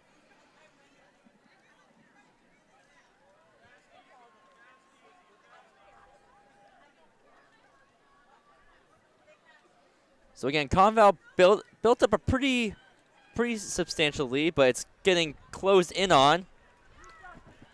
That looks to be Milford and John Stark. So yeah, Milford closing in and John Stark about to pass. Yeah, we have a tight crowd at the top, and that looks like Milford getting the baton first. Bell lap. So here we go. So it's Milford, then John Stark, then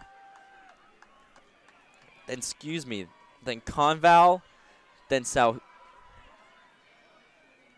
Sauhegan, then Lebanon. I think that's the order of this heat. Also have St. Thomas right before Sauhegan. So again, Milford putting up pretty good leads to make a good run for first in this heat. It's going to be close whether they can sneak under 4:30. I don't know if they're going to be able to do it. Oh, actually, it's gonna be close. 25, 26, 27, 29, yeah. 29, 429, 16 unofficially, 429, 20 officially. Yep, so Milford will take this first heat, 429-20. John Stark, 434-18. Sauhegan, 437-33. Conval, 439-07. Lebanon just finishing, coming in at a 448-17, and then St. Thomas did not start. So now we move on to the second section of the girls 4x400 meter relay.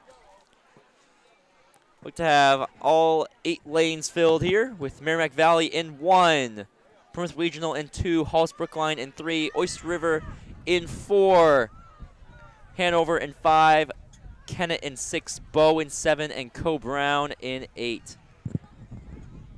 And Oyster River has changed up their squad since last year. We do have the stars Kavanaugh and Cook going 1 and 2 in lane 4, but we have a newcomer. We have Avery Bumgart, who is a 2-time All-State recipient as a sophomore.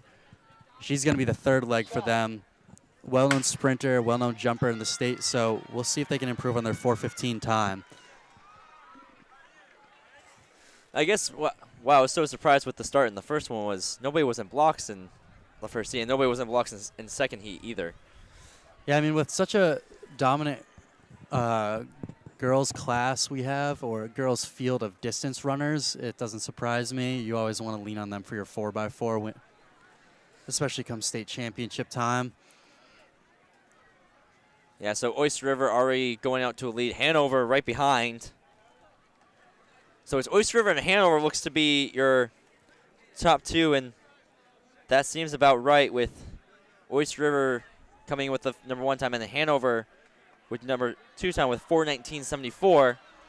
And Hanover giving a little kick there, but Cook is getting ready at the line to exchange the baton with Kavanaugh. Both winners on the day.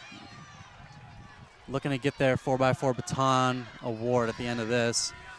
Yeah, so they'll cut straight in for the 4x4. And it looks like maybe Hollis has overtaken. Yeah, it looks to be. I think Hanover? Merrimack Valley is right behind Hanover and Halls Brookline. That would make sense.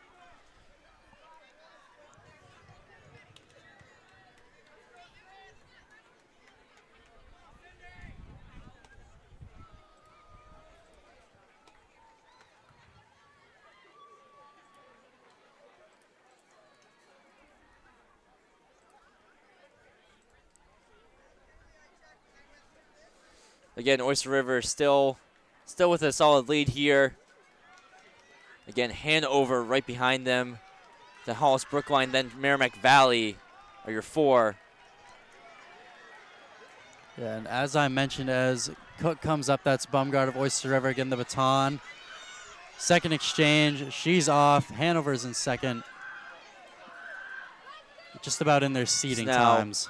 Kennett is giving off to Ada Wheat for them.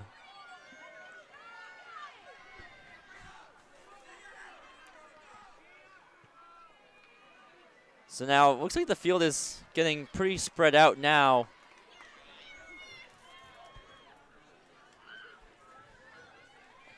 Can't really see it on our screen, but Oyster River has about maybe a 5-meter lead, but it's actually starting to diminish here on this back curve coming into the final handoff.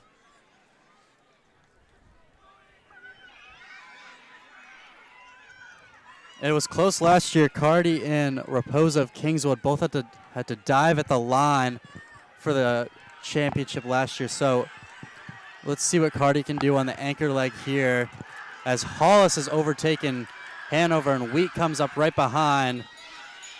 3:10 on the clock. A 60 split will get them a 4:10, which would be a season best for them.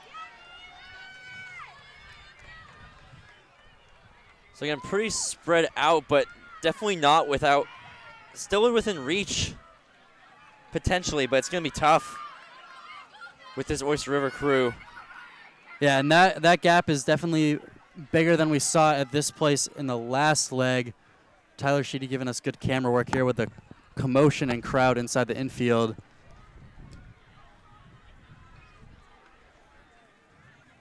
Yeah, it looks like actually Oyster River's lead is widening a little bit here. Yeah, there's Hanover. I think that's Kennett right behind them. Yeah, so Kennett has moved put up. together quite the 4x4 today. Always known for their 4x1 squad, but Aaron That's actually Cardi Hollis is really Brookline pushing at second. through. Hanover. And they might find themselves right at 4:11, 4:12, which is right about their season best. So right time of the year to Yeah, so To do 4:11.71 to win the state championship. Hollis Brookline 4:14.39. Hanover 4:16.64. Merrimack Valley 4:18.49. Kennett 4:19.89. Plymouth Regional 4:27.22. Bow is 4:33.82. And then Co Brown 4:36.49. Yeah, and Cardi as the anchor leg for Oyster River there, she got the baton at 3:10. They finished in 4:11, so she ran about a 61 split. I assume that is among the fastest of the day, considering the results we saw and even the open 400. That's a good day to have a good race for her. She's your double champion in the 100 hurdles and the 300 hurdles, and coming back in the 400 for the 4x4 and anchoring is no small feat, so congrats to them. Back-to-back years, 4x4 champions. So now we will quickly move on to the boys 4x400 meter relay. As again, we are now under the lights here at Todd Allen Track and Field Complex at Oyster River.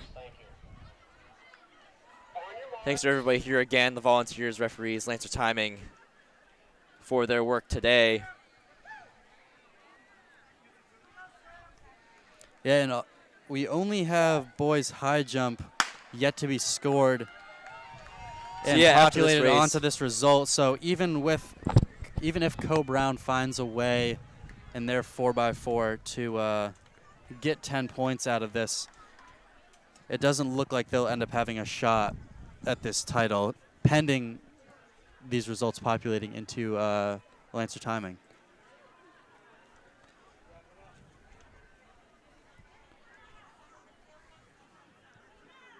Yeah, so right now, pretty solid pack here for the 4x4. In this first heat, we have Kennett, Conval, Hollis Brookline, St. Thomas, Plymouth Regional, and Lebanon in this first heat. Fast time being 3:40 by Hollis Brookline. And as I mentioned, Hollis Brookline is in the lead right here. Actually, Plymouth Regional getting ahead. Now they'll cut in. Now, so Hollis Brookline, Plymouth Regional up at the front.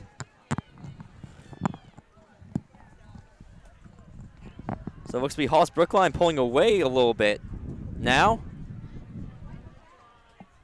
We're getting a little bit of wind here. It doesn't feel like anything major, but in a 4x4 where you're exerting so much, just some wind on the back stretch, or especially the home stretch, can really enhance that lactic feeling.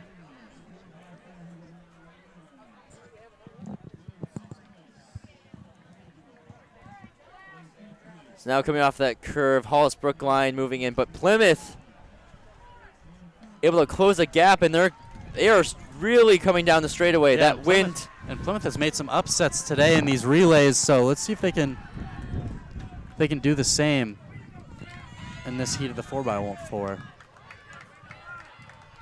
So Plymouth now sitting in third, and Conval and Merrimack Valley. Excuse me, not Merrimack Valley. Excuse me. Looks to be Conval and St. Thomas who are up there in that chase pack. And now we are coming up with the final handoff for this heat. And again, right before we sign off from the 4x4 meter relay, we will go into the as much as we can of the field results.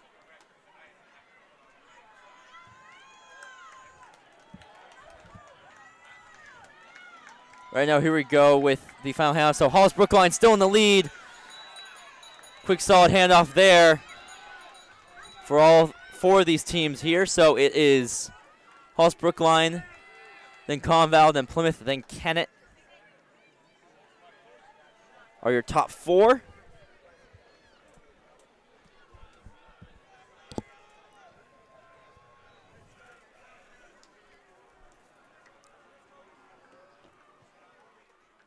So yeah, now 2 events left to be scored for the girls, and Oyster River has 123 points. Yeah, so it looks like the Oyster River girls will not be able to match or beat that record set by the 2015 Co-Brown girls team that scored 151 points in their D2 state meet. That just goes to show you that the projected scores don't always get you what you see in the final results, especially because that's just off of ideals, doesn't account for any of the rest time or restoration period for these athletes. So Hollis Brookline wins this heat 344.57. St. Thomas 345.13. Plymouth Regional 347.36. Kennett 348.79. Conval 353.50. And Lebanon 359.65. Looking at the guys' side, so 13 of 18 events scored. Hanover 65 points, Co-Brown 48 points, and Oyster River 43 points are your top 3 for the boys so far. Hey, girls, right here, I need you guys to back up. Back up, please. Thank you. State record for the boys 4x4 is 323.17. Division II record 326.10. And the previous Division II champion last year, 327.89, was Co-Brown with Lano on that team. We saw him kind of taking his time with that 3200. So we'll see if he'll return for this 4x4. Yeah, and that division use record, some of that energy. Yeah, although on paper it looks like that division record might be able to go down today, on a day where in a state meet you always have your best guys running multiple events, so that really goes to show you how impressive that record is for the divisional, and even more impressive if we see it get beat today. Yeah. Can we see if Gleischer is on this Hanover 4x4? I'm looking. He's got pretty long hair. I don't see him yet. But yeah, he definitely him and Lano was have on been, that squad that got them their seed time for today, but yeah, I can't blame and him if he's Lano have not been there. battling it out all day, so I wouldn't be surprising in seeing them both potentially in the same leg. That might be. Yeah. That would be awesome. It's kind of tough. We were spoiled last night with Jonas Teeter. He was able to do the Triple Crown in Division III. Lano and Gleischer both sharing a title each. Not able to do it in the 3200 today, but always have to respect an athlete that goes out there and sacrifices for their team. Yeah, so here they go around the back corner. That looks to be Hanover right up front with Co-Brown and the chase. Coming down the straightaway into the final the first exchange. So Hanover 53 first split.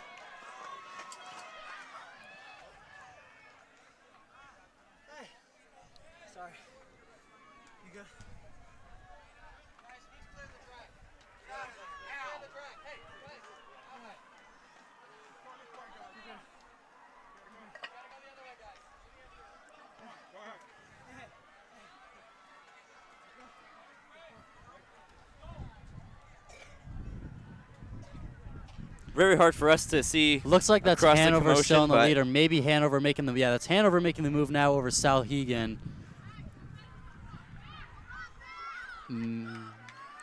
Milford right behind them, along with Yeah, Bill this is gonna Brown Valley. be- It's a tight pack all It's around. going to be a messy handoff. You can see a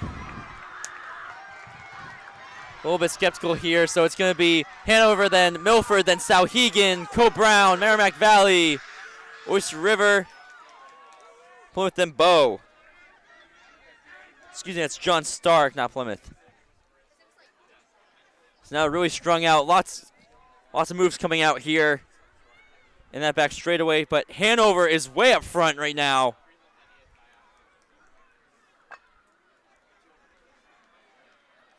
This is going to be a great split here.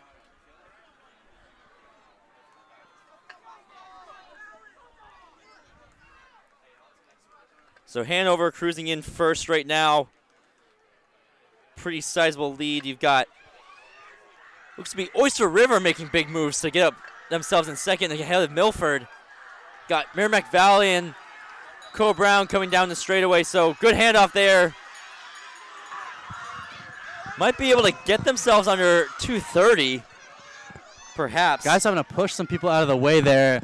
That's what makes divisionals in the 4x4 so scary with the errors that can occur, especially when it comes down to it. Last night we were really spoiled on the girls' side of things between Hopkinton and Pelham and Newport, I believe, with a really tight race to see who's going to be crowned the girls' champion. Today it doesn't look like it's going to be so tight. But still, teams fighting for their position and meet of champions by getting a top three. This is getting really close between Hanover and Milford. I think. Milford's coming Milford's down. gonna make the move. He's got to make the move. Yeah, Milford is really Wow. going down the stretch. He's But tying up a Hanover little always bit, but tying up. Hanover moving in, so Hanover will take it, getting ahead of Milford. Then Oyster River, Merrimack Valley, John Stark, then Salhegan to round out the top six. So That's Hanover 332 will win for at Hanover. 332.07, Milford 333.05, Oyster River 334.58. Wow, that's a heck of a race on that last straightaway. Merrimack Valley 336.11, John Stark 337.21. Salhegan 337.80, Co-Brown 339.73, and lastly both 342.33. And that will do it for the end of the track events today for the Division II State Championship meet. We're going to go take a look into the field events we have here. A reminder for the Meet of Champions next week and at the University of New Hampshire that the top three will be automatically eligible today so top three today will be automatically eligible to be entered for the Meet of Champions, as well as the top marks within the state can also be entered.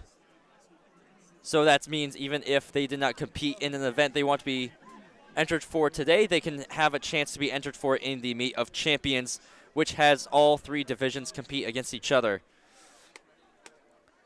So now looking at field events, so boys shot put. So you have DeZanis from John Stark winning boys shot with a mark of 48 feet 5 inches. Then you have Warner of Co-Brown in second, Magoon of John Stark in 3, Telofsky of Conval in 4, Marshall of Manchester West in 5, and Cod Wallader of Conval in 6th. Moving right along, girls triple jump. Score Baumgard wins at 34 feet and a quarter inches. Valenti of Plymouth Regional in second, Valley of Pembroke in third, Lutz of Lebanon in fourth, Beckman of Hanover in fifth, Barrio of Bow in sixth. Boys triple jump is not officially scored, but if these results are official, Paquette of Merrimack Valley wins it 41 feet and 1.5 inches of Merrimack Valley. Courier of Pembroke in second. Fogg of Oyster River in third. Sarton of Co-Brown in fourth. Harrigan of Kennett in fifth. And Oglesby of Merrimack Valley in sixth. Boys high jump. We have Kinsey Turner, who will win it, clearing a height of 6'2".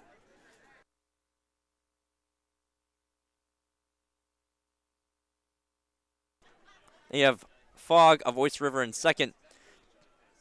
Donito of Kingswood in third. Harrigan of Kennett in fourth. Oglesby of Merrimack Valley in fifth. And Montgomery of John Stark in sixth. Tied with Cal of John Stark. Both scoring half a point to share there, both clearing 5'10". Boys discus also unscored, but if the results were official, Warner of Co-Brown will win with 150 feet 5 inches. Cafolius of Hanover in second. McCole of Hollis Brookline in third. Karki of Merrimack Valley in fourth. Heichlinger of Pembroke in fifth. And Eilander of Lebanon in sixth.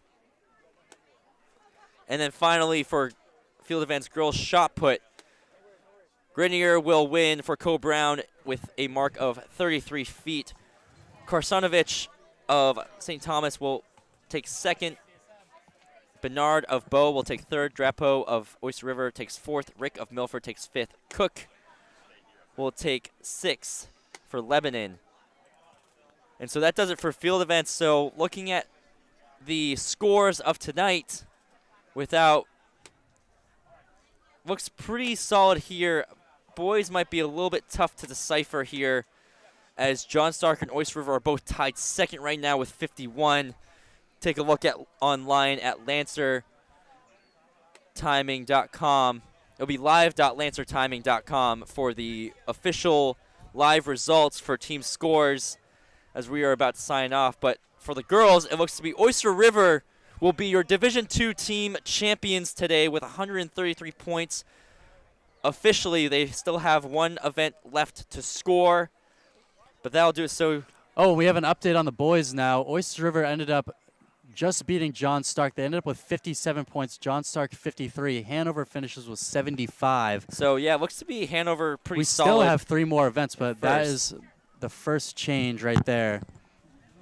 But yeah, so solid 2 days of division championships. Solid day for Division II tonight, as we will conclude it here at the Tom Allen Track and Field Complex. I'm Ryan Moyer here with Ty Doro. It's been a pleasure.